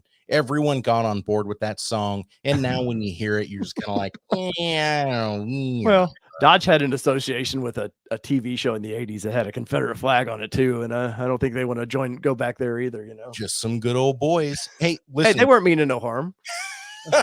Listen, guys, we need to move on to our next segment, and it's talking about cars that have actually been canceled for 2022. Can we get into that? Wait, are we talking politically canceled or canceled? Either or. They're pulling a full Bill Burr. All right. So check this out. Car and Driver has this article, and some of these things are inaccurate, by the way. And the reason why we know they're inaccurate is because we've covered some things on the Horsepower Hour refuting them. But let's just go ahead and go through them. So the BMW 2 Series convertible and BMW M2, they say that they've been canceled, but we're obviously CEO is going to buy their mistress now without a convertible 2 Series BMW. I don't know anymore. I don't know. You know, how else are you going to get a $45,000 car with a drop top, right, Coy? Exactly. One thing that interested me was the BMW i3. They're finally giving that the axe, and quite frankly, it couldn't have come sooner because this thing is a pile of shit. Yes, problems from the day it started, and super low range. Low range. And not only aesthetically is it ugly, they also decided to do an ugly paint job. Like, I don't know if they're trying to go for like a so ugly it's cute move with these. That's that Scion paint job that they were putting on the T's. Remember they did a two-tone in that orange and black, just like that. And it wasn't even really cool in 2005. Right. Like, especially not now. They called it the Vin Diesel model or what? I mean, no family, bro. Family. Family's what kept that car around. The Jeep Grand Cherokee SRT and Trackhawk. This is the sad one. That's the sad one. Coy loves these. The Durango, they put the Durango in here, but that doesn't really count because they already told people. Yeah, I don't know why that's in the article, but because they're shitheads, and that's just, it was a 1 year production run. It was a limited production. We already knew that. But the Jeep Grand Cherokee SRT and Trackhawk, I don't think we knew ahead of time that those were being canceled for 2022, but they have been. We're not actually going to see any more of those. Hey, the new Grand Cherokee, the Summit L Reserve, is the nicest midsize SUV I've ever been in. No kidding. It was my SUV of the year last year, man. That thing, that's $80,000-$90,000, but nicest thing I've ever been in that category. Next up is the Hyundai Veloster. So you would think with Hyundai introducing their in vehicles, and again, I have to reiterate, not the in line, because the in line is sort of like Dodge with their SRT style that they did in the mid 2000s, which was horrible. They tried to make like normal neons that had the SRT body, but had just the stock motor. And Hyundai's doing the same thing with their in line, but the actual in vehicles. Veloster is now off of the menu, so you're only going to be able to get the in line in the Elantra, the Sonata, and the Kona. And so I think some people are going to be heartbroken about that because the Veloster did have a little bit of a following, but their sales have been trailing way behind. Veloster is one of those ones. While I'll never be caught buying one, I always kind of liked them. Fun to drive. They're very fun to drive. They're in the first generation, anyhow, looked good. Like, and it was kind of unique. Like they didn't a lot of their cars look like copies of a Jag or look like a copy of this. That car, they designed it and it looked like their own thing. Like there wasn't really looking like anything else, and it looked good. Coy, David, I feel like you can back me up on this. They didn't make it all-wheel drive. Oh no, they should have. Yeah, I agree. It looks like it should have been all-wheel drive. The Mazda Cx-3 is another one that's had the axe. We all expected this though because Mazda introduced the Cx-30, which doesn't sound like it would be that different, but it's a little bit lifted. It has the turbo motor from Mazda now, and so the Cx-30 is now the hot range, and the Mazda Cx-3 is getting the axe. Here's a surprising one for you. There is no Mazda 6 on the 2022-2023 lineup right now. That's a shame because that car looks amazing. It's Mazda's design team. I don't know if between them and Infiniti, who copies who, but Mazda's in this weird thing of where they want to be a luxury brand, but they don't want to be a full luxury brand. But they used to sort of be an affordable brand. Like they need identity badly. And so I that's why I think you're seeing them kind of cleaning house of some things. They got to kind of recreate themselves a little bit. I got to be honest with you. If Mazda had taken a key from Toyota and focused on the performance, because, with Mazda, their whole thing ever since they introduced the Miata has been horse and rider as one. They did it with the Mazda 3. They did it with the Mazda 6 touring car. And of course, Coy always likes to throw up in my face that the Acura TSX always beat the Mazda 6 no matter what they did. And it's real time, true. baby. They crushed those fucking things. Wasn't even fucking real time. It's 100% the truth. But Mazda has always tried to interject this motorsports feel into their vehicles. And the Mazda 6 just always zoom, boom is what we call the Mazdas because they were on the forefront of the direct injection and a lot of their motors didn't hold together, unfortunately. Hey, in 10 to 15 years, that company's gone, by the way. Gone. Yeah. The Mazda 6, I kind of hate to see it go. The Mazda 3 is living on. It has the new turbo motor that makes 250 horsepower. They have an all-wheel drive available version. We're expecting a Mazda Speed 3 to come out that theoretically could compete with the Corolla GR, but again, that's all speculation right now. But the Mazda 6 is on the chopping block, which I was a little bit surprised to see. Here's something no one's surprised to see: the Nissan NV vans. I reported on this 2 years ago. It was gone.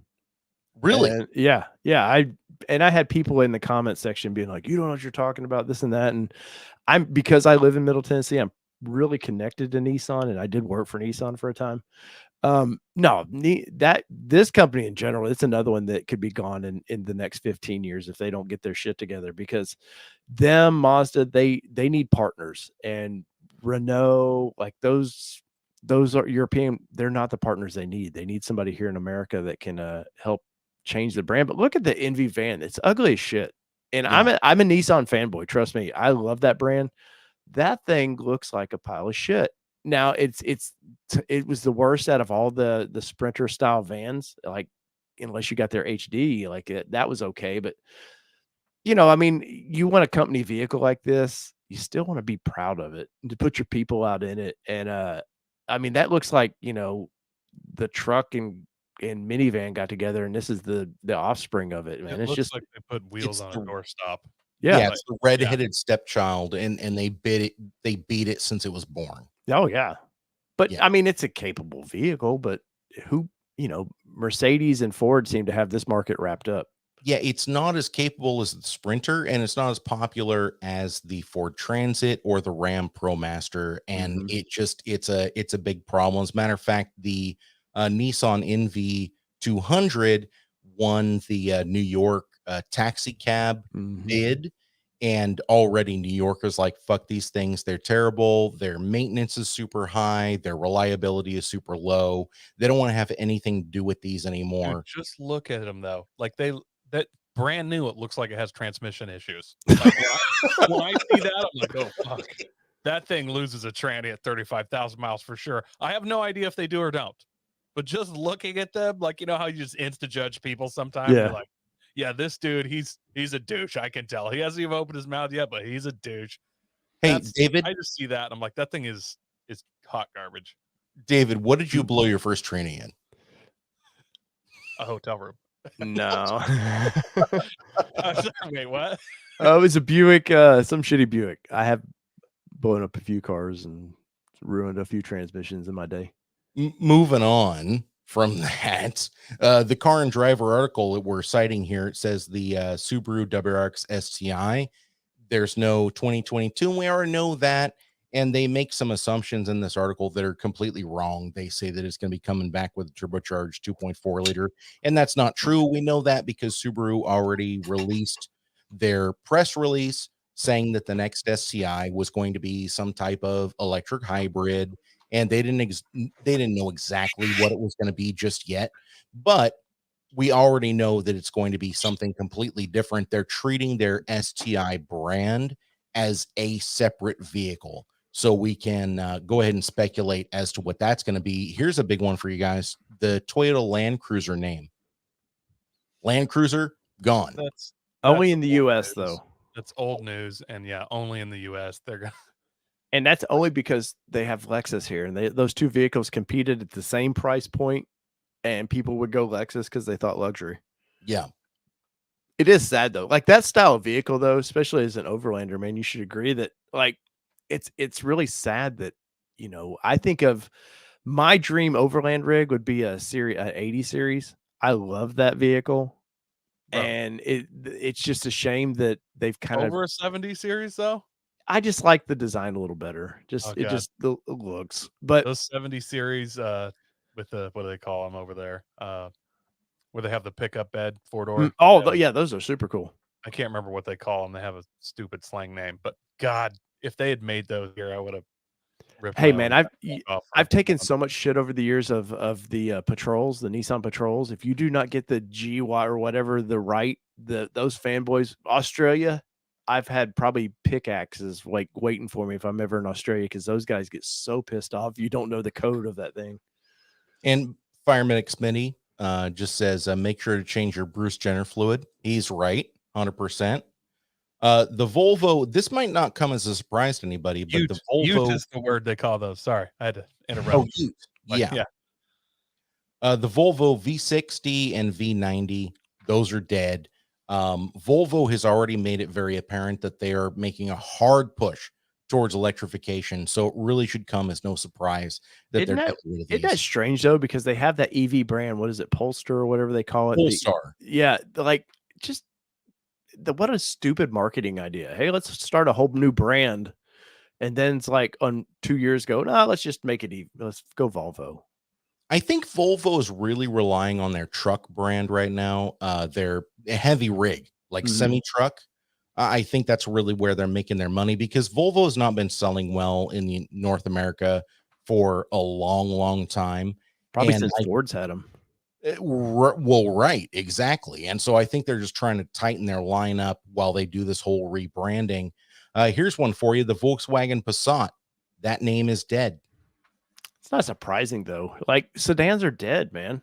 Dude, Volkswagen Passats themselves have been dead for years. Like, yeah, I can't believe that they let it ride as long as they did. And I think that's where brands like this, I think that's where Toyota, Toyota's got the new Corolla Cross, where they're taking that nameplate. Oh, people want SUVs. Let's start slowly moving that name into SUVs. I think brands like Volkswagen, they should move these names into the SUVs. Mitsubishi Eclipse Cross. What a pile of shit, but they've tried to capitalize on the name. Well, but that whole company's unfortunately a pile of shit. I could do hours on Mitsubishi and their mess ups. Well, yeah, that's true. And that is our Made all those list, by the claims and way. killed my fucking grandpa. Number That's one. that's our list of vehicles that are outgoing for 2020. And I'll tell you guys, I mean, I don't know if I'm sad about the Mazda 3 or excuse me, the Mazda 6. I'm sad about that one because that's still such a great car, but it just, it's, I don't know. What do you really say about that? Well, It either it sells or get it, doesn't though. sell. I mean, I've always liked the Mazda 6 since it came out. The Mazda Speed 6 was all-wheel drive turbo. Mhm. Like, I actually wanted one. I couldn't afford one at the time. It makes sense that they're letting that go, though. Like, when was the last time you knew someone that went and bought a four-door sedan and not some kind of crossover SUV? I don't know. It's I been literally can't. forever. Off the top of my head, I can't even think of a person that bought a new car. Well, I'm Ford set the tone years ago, though, when they said we're done with sedans. Yeah. And when I'm telling you, when Ford makes a move, everybody else follows. So my wife has a Hyundai Elantra, and they're going to continue with the Elantra. They have the Elantra in. It looks super badass, by the way. I can't wait to see that thing competing. But we had the choice of like getting her a Sonata, and she said, no, the Sonata's too big. I don't need it. I'll just take the Elantra because the Elantra has good rear leg room. It's got all the amenities she wants. It had the heated and cooled seats. It had the sunroof. It had all of the bells and whistles. And David, last week I was talking about this, but I'm going to bring it up one more time. Hyundai, I don't know what their deal is. I mean, they have a bunch of different trim levels, but their trim level that's like one step below the limited, which is or limited or sport, whatever they call it. They call it their value line. And value line sounds like something that would be what you get at the airport as a rental. Yeah. But my wife's value line is 1000% loaded. The only thing it doesn't have is leather seats and a rear spoiler. That's what makes your top of the line the sport. And it just always seems so weird to me. Like, why would you call that the value line? Value line. It sounds like the Western Family brand or the Walmart brand of vehicles. And well, I don't think that's a good marketing tactic for them. That company, they're either hot or cold. There's no in between with that company. And you look at the late 2009, they brought in a new design team somewhere in there and set the world on fire. Nobody gave them a chance before that. And then they get rid of that team. And now they're a clusterfuck of like, what are we doing? I'm telling you, though, write it down. 15 years, half these companies are gone. They've all merged with each other. They've shut brands down. The EV model, which I know you guys love EV, is the way of the future. You're going to get each company that survives will have a car and an SUV, and that's going to be it, man. And you're not going to own a car. I think in 25 years is going to be ridiculous. I think that Tesla's said, hey, we want you to release the rights to use our vehicles. And Tesla, they're all scrambling right now to be like Tesla with the direct sales. The automotive world, like you were saying earlier, this is the heyday of V8s, of power, of actual engines. And unless hydrogen kicks in real soon, we're all going to be stuck in electric cars. Well, yeah, and Mazda has some kind of rights. I mean, they patented some kind of a vehicle that has a straight six with a 48-volt hybrid system. And by the way, I mean, there's a bunch of journalists that are talking about the 48-volt system, but that doesn't sound right to me because, I mean, once you get into a hybrid system, you start talking about 480 volts, 600 volts. So there's been some, lost in translation. Somebody's copying and pasting basically what they're talking about. But I'm going to assume like a 480 volt system. I just don't know. I don't know if the straight six is where it's going to go. They've also patented the rotary hydrogen powered engine.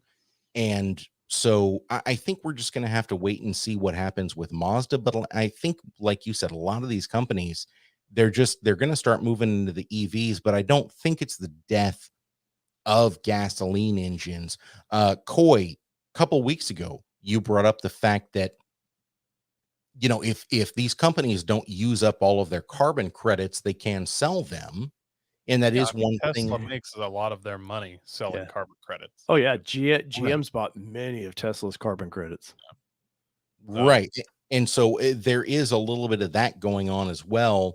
If a manufacturer could figure out a way to get themselves into that carbon credit zero situation, then I think that would probably be a good place for them to land, right?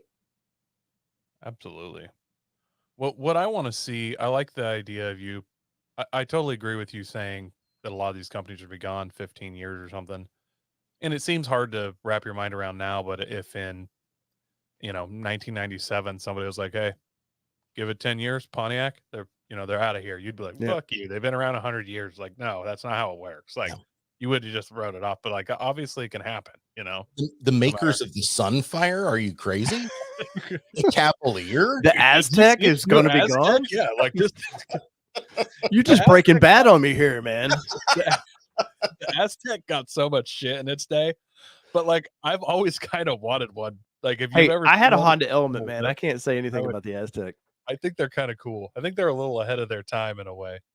Dude, but like two days after we had our episode last week, I sent Andy Lowenthal marketplace, Facebook marketplace of a 6-speed manual transmission, 2.4 liter all-wheel drive Element, and he was just like, fuck. What I want to see though is when we're all leasing the rights to use Teslas, and we're all going to do it, and you're going to be like, I need to go to the grocery this afternoon. So you set an appointment on your phone and the Tesla self-drive to your house, to pick you up. But obviously, since America gives zero fucks about our power grid or like how to actually make electricity, there's going to come a point where it doesn't show up because it's still charging. And I want to be that, 65-year-old guy that's in the backyard melting down plastic buckets to extract the petroleum so I can fire up my gas-powered sports car that's spitting fire and drive it around and just burn fuel. Oh, I think fuel's power move.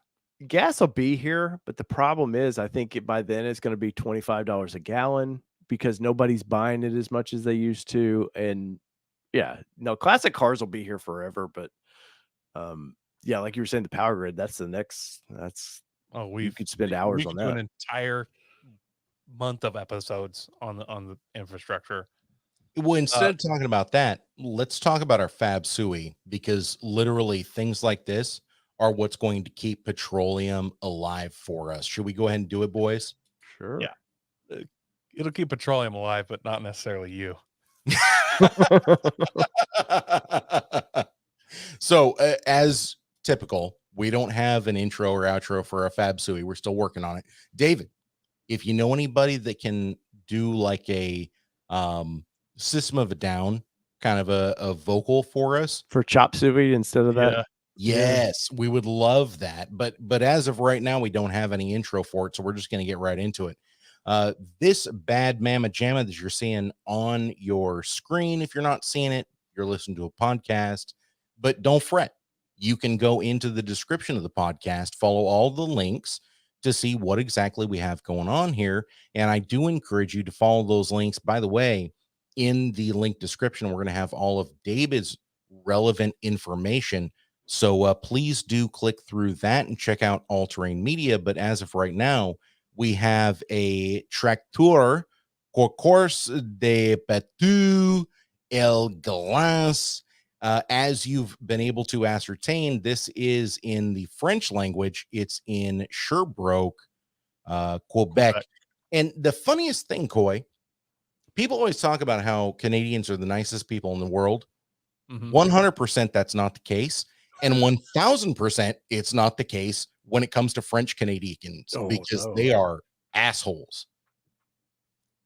And I think I just said Canadians, but it's in Canadian. Americans have been making fun of French people since like World War II, pretty strongly. I think I've been making fun We've of French decided people their since entire race 1902. is a pussy. Like They're so, not like, going to fight like, back. yeah, like what are you gonna do? What's he gonna do? Surrender? Like, and then we're all Yeah. out there, croissant, we make fun of their accents. But did you ever see that movie Canadian Bacon? Yes. Where we invade Canada. It's John Candy. It's Yeah. classic film. Yeah, it's a fucking great movie. I've always said if we wanted to take over all the maple syrup and snow, we could just use the military bases we have in Denmark to take over Canada. We could teach Canada why we don't have universal health care in about 45 minutes. Hey, Canada, here's the reason why you don't worry about Russia invading you. That's right. All right, let me just briefly run this down. So we have, I don't even know. It's a custom tube frame. I mean, it looks like something that would be a lawn tractor because it has like the lawn tractor. You're sitting upright. There's the lawn tractor seat, but it's definitely not a lawn tractor. It's a tube frame race cart kind of a thing. I'm guessing that it was built to race in some kind of a lawnmower series. The description reads modified race tractor or go-kart with Suzuki Katana 750 liquid cooled motorcycle engine. Comes with 2 front tires, a set of wheels and rear tires, oil and filter change, 4 spark plugs, and 2 rear axle bearings just replaced. A real dose of adrenaline for sure. And I am inclined to, for the first time in my life, believe this Frenchman when he says that this is a real dose of adrenaline. I'm assuming this is the first non-pussy French guy since God knows when. Because it's definitely an American that's moved up there. Yeah, like he has a crazy American neighbor that rubbed off on him or something. I Yeah. don't know what's going on. You know, the biggest thing, look at where the chain is for this. Like you have zero respect for your balls, because if that breaks, it's right by your lefty and it's gone. Mhm. There's a side photo of, you can see the chain of this. I'm like, Yeah. no, thank you, man. There's a lot of guys that would give their left nut to race this thing. Some guys They actually might. did. I'm just happy it gives you an extra set of tires with this for the deal. Right? Dude, this thing is nasty. I love it on many levels. What is And like it just- 4,200 Canadian? What is that, like 10 cents?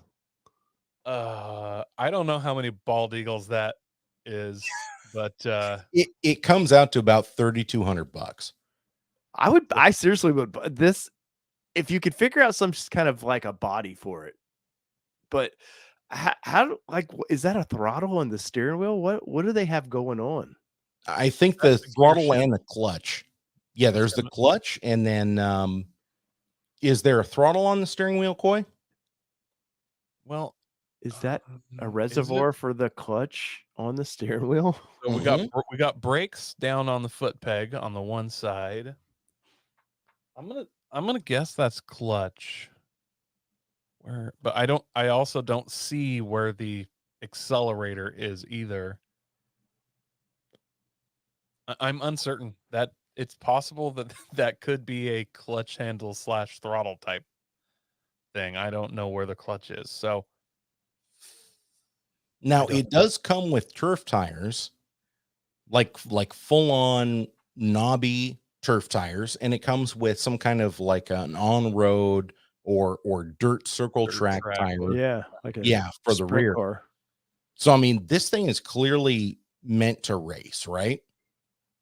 oh yeah, this has got to be built for some kind of modified lawnmower racing class. It has to be. It's too well done, honestly, to not be Mhm. specifically built to the rule set of Sun class. Yeah. You Do you wouldn't sit- do do this you- good a job if you were just having a good time in your backyard with this. Do you sit on that seat though? Because look where the exhaust is. Like your ass is on fire with that thing just idling around, man. Like Yeah, but I mean, you got to think it's probably a 10-lap heat, and these guys are doing those laps in yeah. 42 seconds or something. So, I don't think you ever get a chance to get your ass actually burnt. Well, what's Well, the, not until you start driving it around, Coy. Again, this is a Fab Sui, don't forget. what is the scariest part of this to you guys though? The instability, it's very short and you're sitting really high up. For me, straight up, the scariest thing on this for me is that there is little to no fender. Because I guarantee you, I'd be racing that thing, I'd lean in, and that tire would grab my fucking shirt, and just, or I'd start wrecking and like do a put my hand out move and just eat my own hand. And I mean, then that half fender, it's sucking my hand down in there, and now it's stuck doing that horrible move, like just getting one side ground off. It sounds like putting a baseball card in a bicycle. You Yeah. just hear. Hold on, guys. Hold on. This is a Fab Sui, so we all have to go through our descriptions of how we expect to die on this thing. So now that we know what it is, we've gone through a little description of what it looks like. I mean, engine in the front, party in the back. Coy, do you want me to go ahead and get started? You do it. You do it. All right. So look, man, I'm in Florida, but imagine I'm going to be driving up to Quebec to buy this thing. So right off the bat, I show up. They're like, this is a stupid American. I don't speak any French. I can say croissant and sacre bleu. And, I might even try to fake my way through. Like the guy's talking to me and I just look at him and go, because that's what French sounds like. Rendezvous. Exactly. I'm like, Sukala Minkia, and he doesn't know what I'm talking about.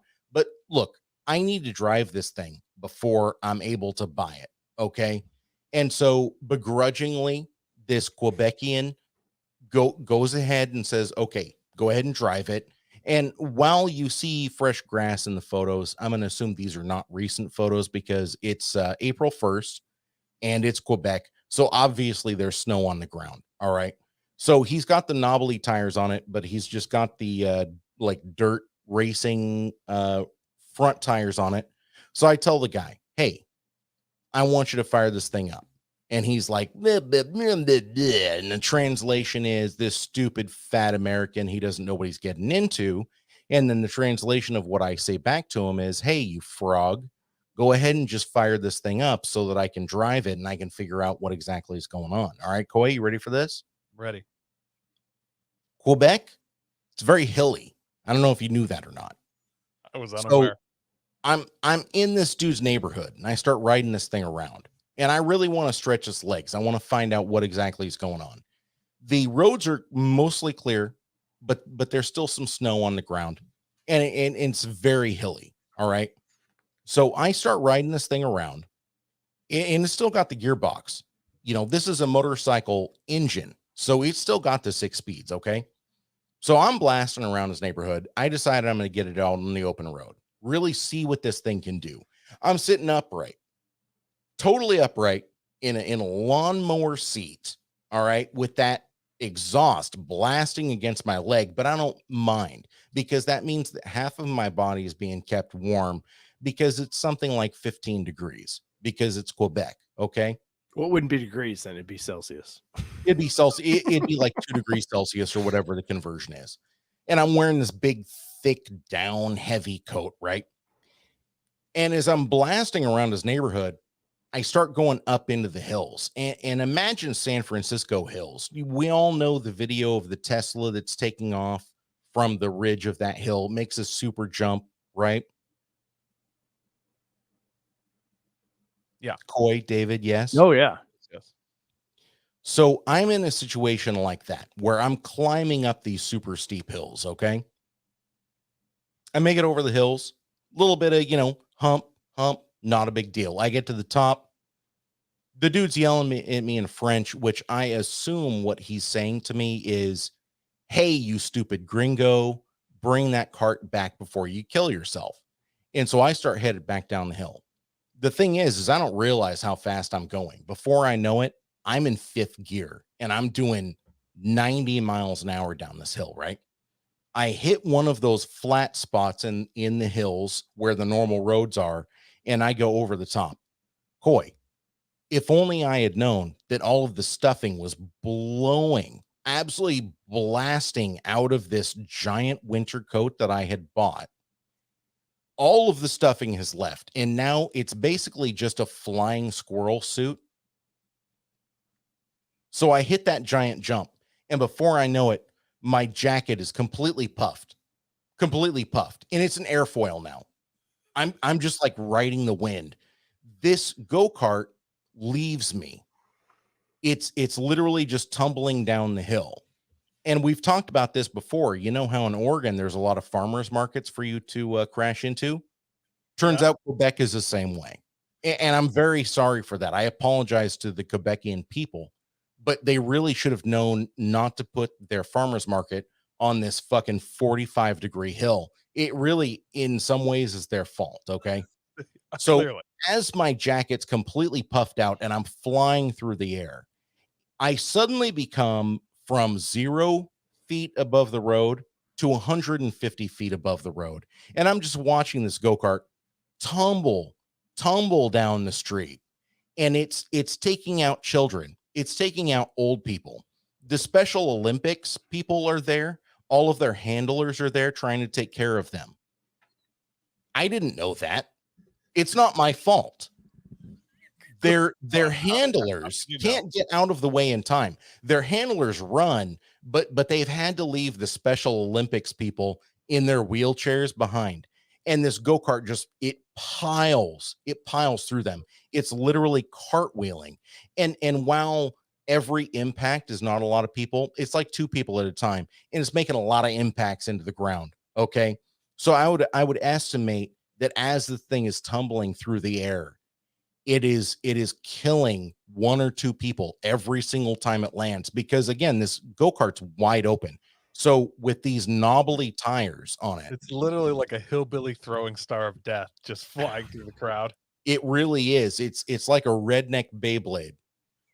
And it's flying through the crowd, and it's just every single time the tires hit somebody's face and it peels their face off wholesale. It's like peeling an orange. And their face is just gone, and they start gargling with their blood. I get it. Jesus, don't make me throw up. So, I mean, I would estimate that I've probably killed 16 people just watching this go-kart tumble down the street, because it can't slow down. The hill's too tall. It just keeps tumbling and keeps tumbling. And this is the largest farmers market in the area, Coy. This is the largest farmers market in Quebec. And we all know Quebecians, they're way into their farmers market. Well known. It's Quebecanites. Some good cheese in that area. What I don't realize is that I'm flying through the air with this now squirrel suit of a winter jacket. I don't realize how fast I'm going. See, in my mind, I'm thinking I'm only going like, I don't know, 20 miles an hour. I'll hit the ground. I'll break some bones. No, motherfucker. I'm going terminal velocity. I'm going 88 miles an hour. At 88 miles an hour, you're going to see some shit. You and Doc Brown, yeah. I start plowing through the crowd. Honestly, the first impact kills me. It breaks my neck. But because of just the aerodynamics of what I'm wearing, for whatever reason, my body continues soaring through the air, and I just start decapitating people left and right. It's completely unintentional. I'm already dead. Like I've reached the pearly gates, and St. Peter's like, hey, why am I going to let you into heaven? And I said, because I'm a good person. And he's like, really? I want you to would you look at this screen real quick? Tell me what you're seeing on the screen. And it's literally just my body chopping down elderly and disabled people wholesale. So while you're talking to St. Peter, your body is still killing people. Well, because it's gliding. It's on a glide path at 88 miles. So what you're saying is, if you buy this, St. Peter's going to live stream your body killing you to your soul.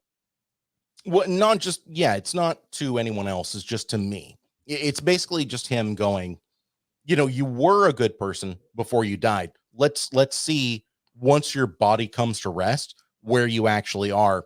And unfortunately, because I was in like a Superman pose and my arms were out, I'm literally just clotheslining people wholesale, and I'm rupturing their aortas, or what's the carotid artery in their neck. My hands are just karate chopping people for whatever reason. Right before I died, judo chopping for whatever reason. Before I died, my body found a corrected flight path, and I'm mowing people down with my hands, arms, shoulders. I'm not a small guy, okay? The last time I weighed myself, I was 253 pounds. So I'm on a glide path of death. And I'm blasting through this poor crowd. I would estimate my body count by the time my body came to a rest at the bottom of the hill. And again, you know those foam gliders where you throw them, and then if you get it just perfect, they glide gently down and kind of belly land. Yeah. That's what my corpse does. Is it naturally?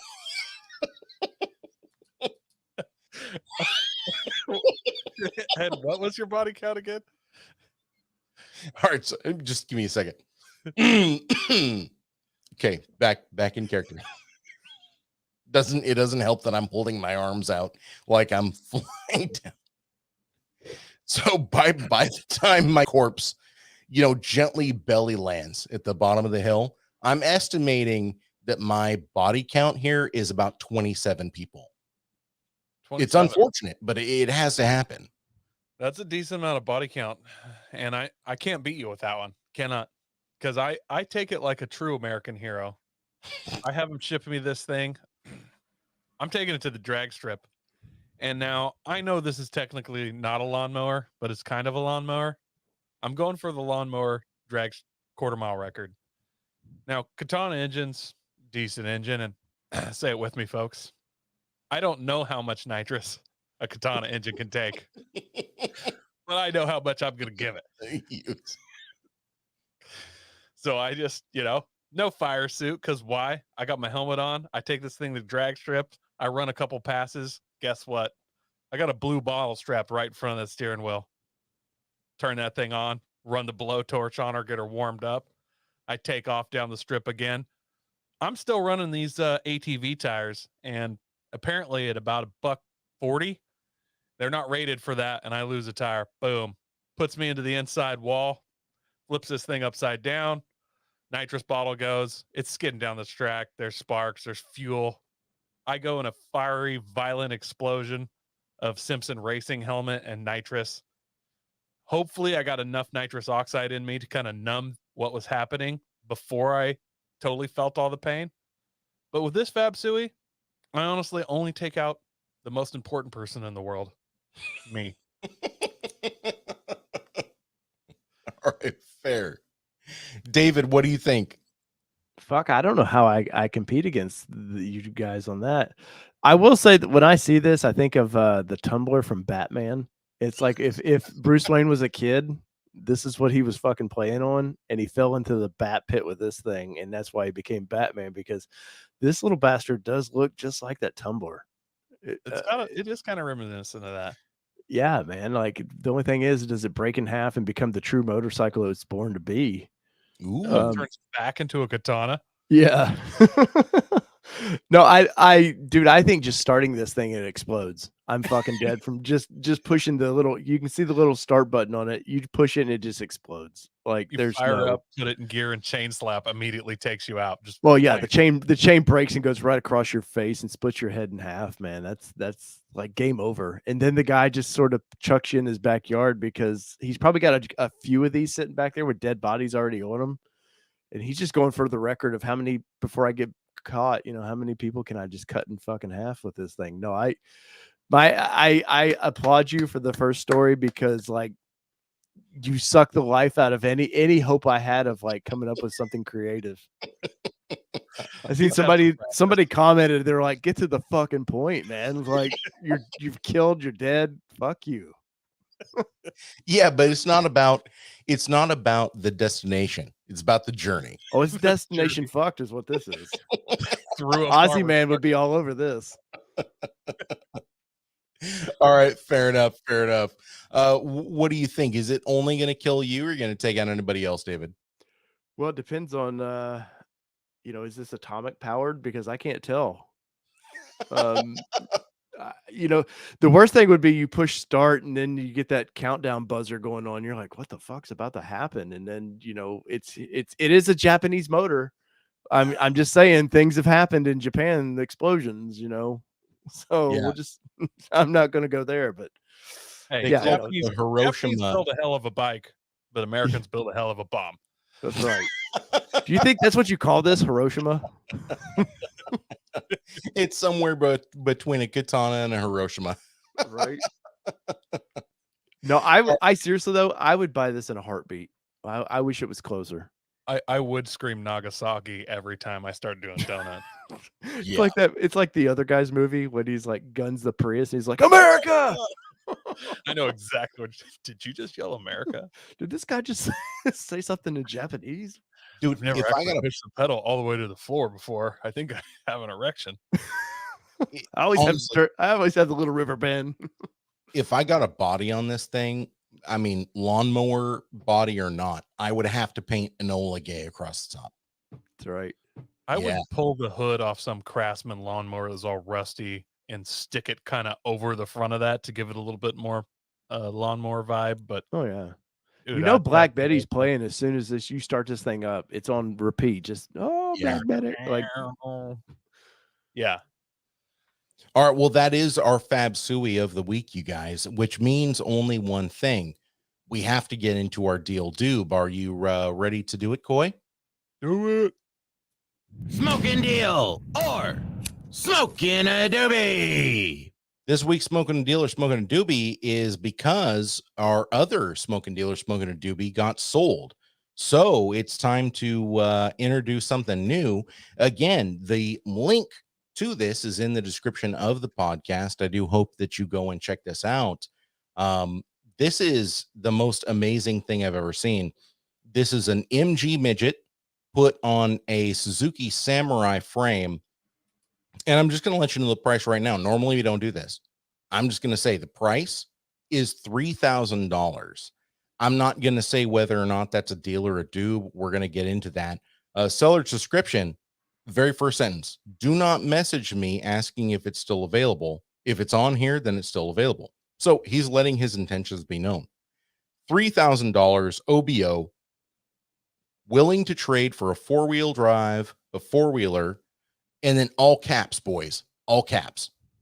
Yes, it runs and drives. Nothing is wrong with that.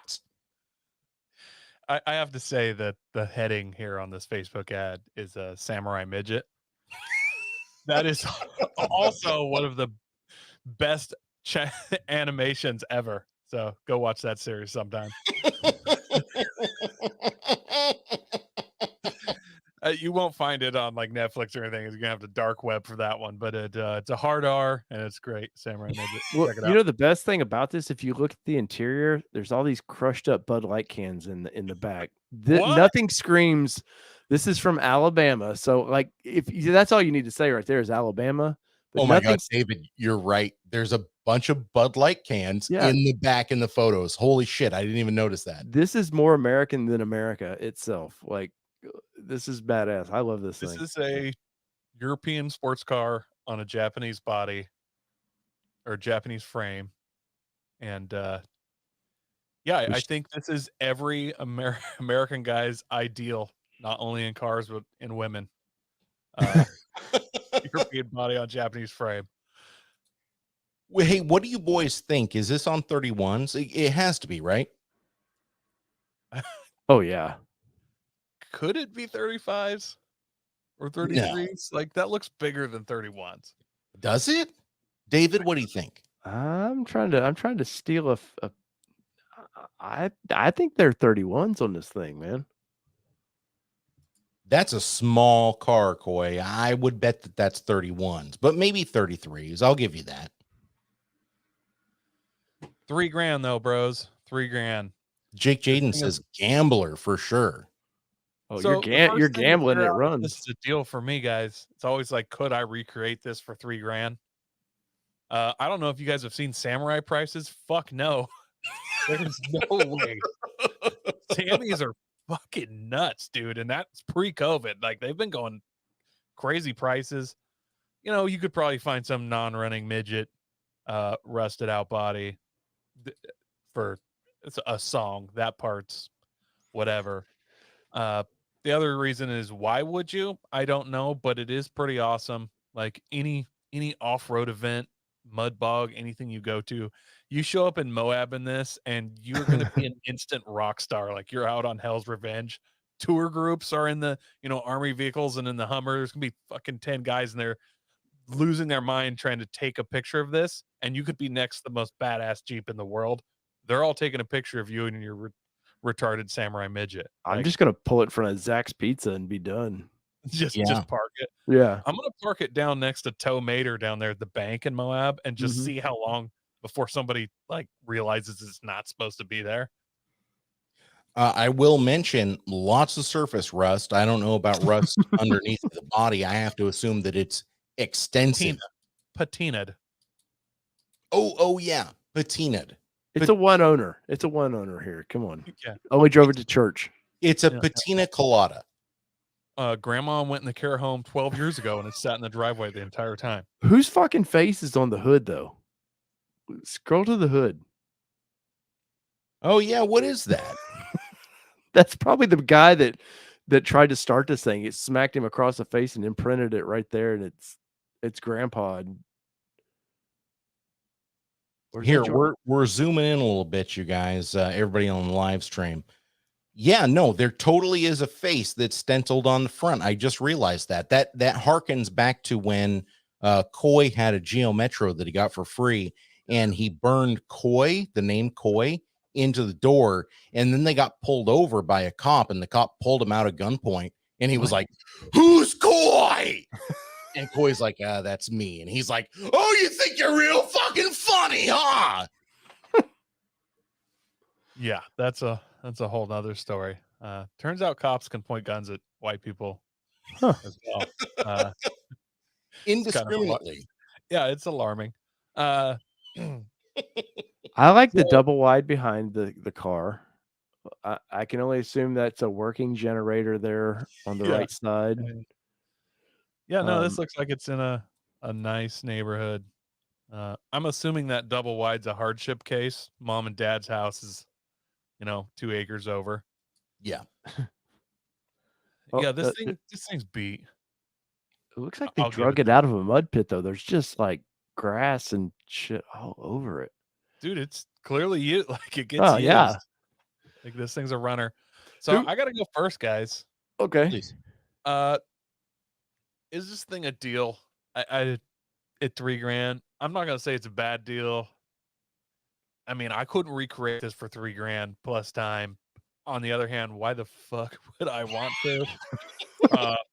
Don't know that either.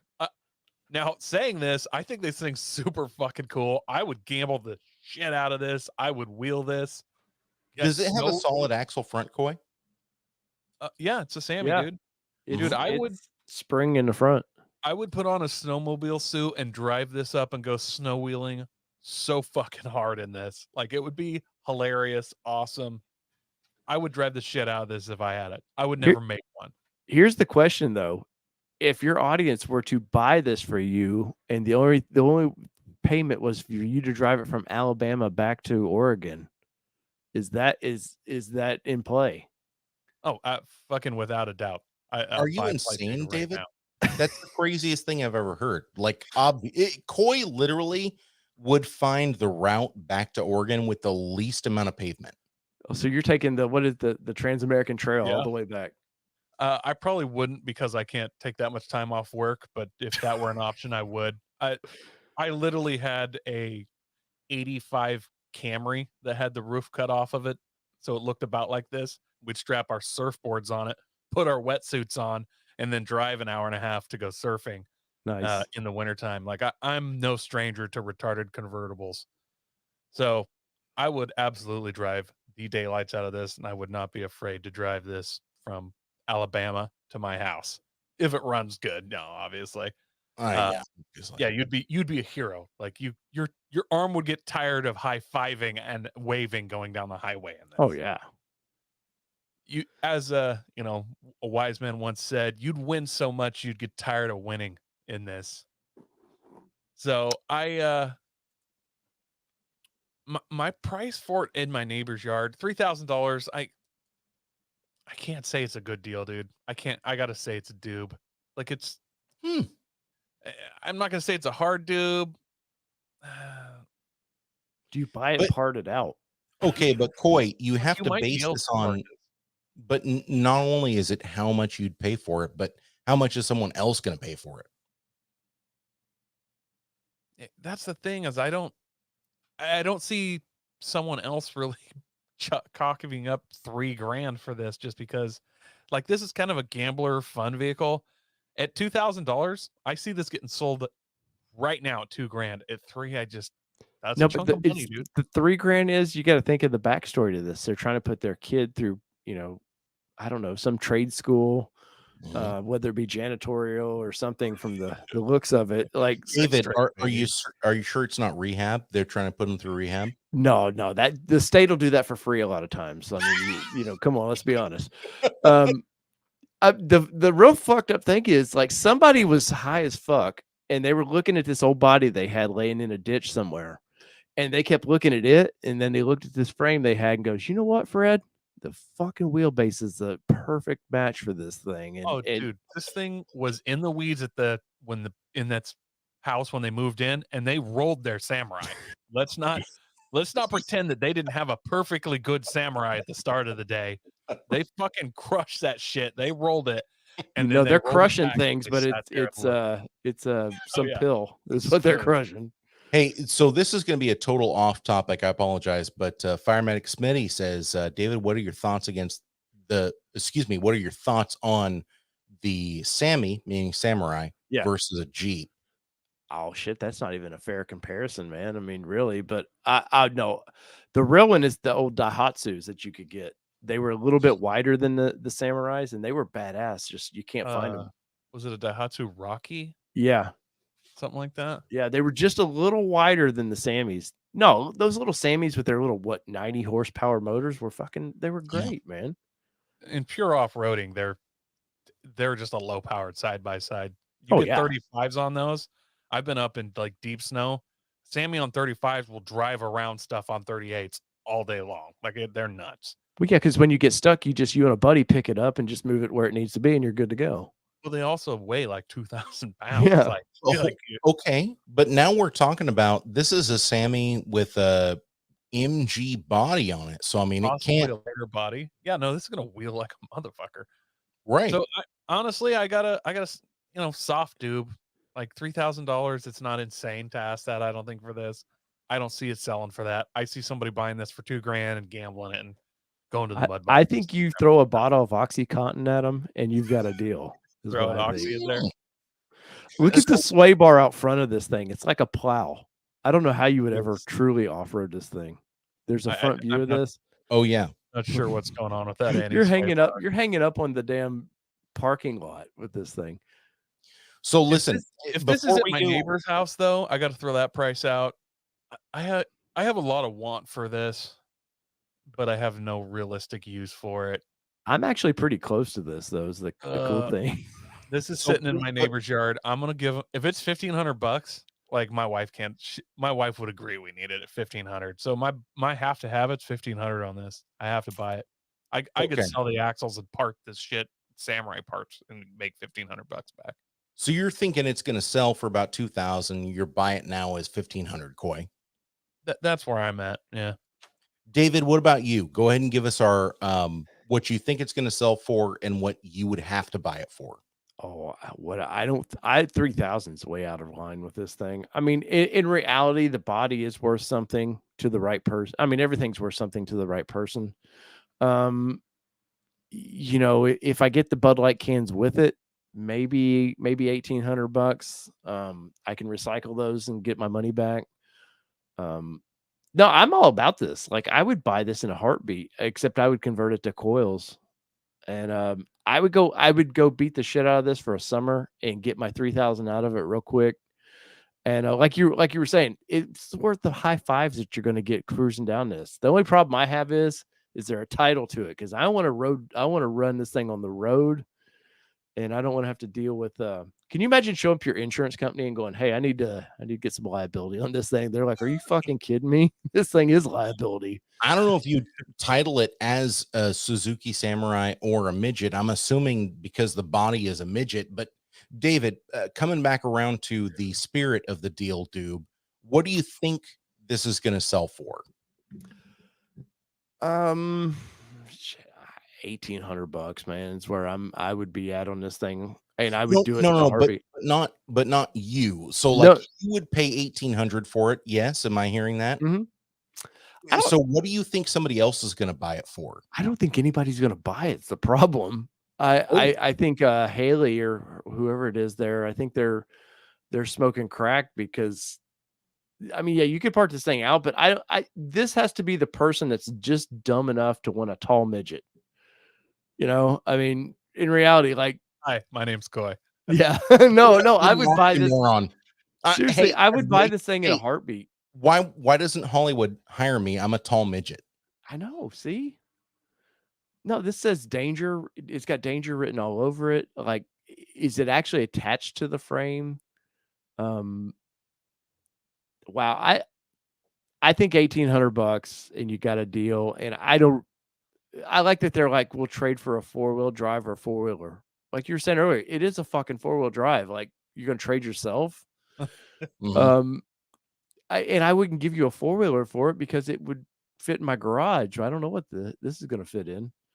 1,800, I'm all about it. After that, no, it's not a deal. So I'm actually going lower than you guys. I think the buy it now price for somebody in Alabama is going to be about $2,000. My buy it now price, and I've done this before. Coy knows what I'm talking about. David, this can be new to you. If it is a penny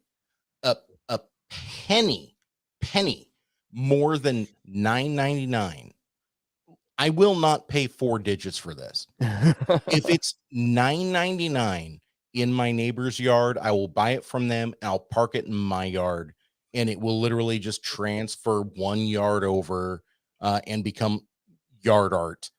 But for a penny more than $9.99, I'm not buying this thing. If it's $9.99.99, I'm all about it, because then I can tell my wife it's less than $1,000. I'm going to jump all over this. But at 1,000, I'm out. Which do you guys buy though? This or the go-kart mower? Go-kart mower for sure. Yeah. Yeah. Go-kart mower for sure. Yeah, I would buy this over that. I would buy this over that in a heartbeat. It's real close for me, but the go-kart mower, while I love it and it's cool, it's like you can drive that in your field if you have one. I mean, I'm gonna be covered in cow shit because I got cows that like I look at it and like that's the most fun I could have. But then if I think about it realistically, I'm gonna hate riding that thing. It's got no suspension. Like this though, like I said, your arm is gonna get tired of waving at people. Mm-hmm. Like I'm gonna have a good time in this. Me and my wife are gonna get big long scarves and those little French button down front caps and just put sunglasses on and drive around. And do you have an Ugo horn like a? Oh, I'm gonna get the little squeeze one. Dude, I'm totally gonna get a train horn for this. But like I said, I mean a penny over $9.99. I'm not into it. I honestly think he's gonna get about $2,000 for this. Yeah, that's where I'm at too. Yeah. And David, you're at 1,800, huh? Yep. So that's our Coy and I are at $2,000. Our host, which I would argue knows more than we do about the off-road community, is saying $1,800. If you think that we are low, if you think we're high, please do let us know. We do want to know what your thoughts are on this deal. Is it a deal? Is it a doob? Would you pay $400 for it? Would you pay $4,000 for it? We do want to know. Please do drop those in the comments. But as far as right now, that is our deal or doob of the day. Smoking deal or smoking a doobie. David, we've had such a good time, man. Again, the horsepower hour has turned into the horsepower 2.5 hour. but that's okay. We always appreciate it, and I'm so glad to have you on, man. One more time, would you let everybody know where they can find you and what you're doing? allterrainnation.com. Any of the socials, you can find me that way. I do a live stream on Mondays for strictly Bronco. Tuesdays is for Everything Goes. if breaking news happens, I try to cover it if it's interesting. After that, man, I'm just one of like everybody else, man. I just enjoy cars and have a blast talking cars. Hell yeah, dude. I love that. And thanks for having me on it, especially guys. Like we've tried a couple times, and the last time I think is when my Bronco came in, is when we tried to, I want to say, get me on here at one point, maybe. I remember that. Yeah. Oh yeah. Yeah. Well, listen, man, we were super excited to have you on. I've got a new program that I'm following, and it's keeping everything in track. And not only are you going to find David Boyd from All Terrain Media here, but you're going to find a bunch of other super fun people. We're going to be talking to a bunch of really fun people in the upcoming weeks. You can find all of that over at facebook.com/The Horsepower Hour. The group is, of course, facebook.com/groups/The Horsepower Hour. Instagram is at The Horsepower Hour. TikTok is at _horsepower hour _ excuse me, totally threw that up.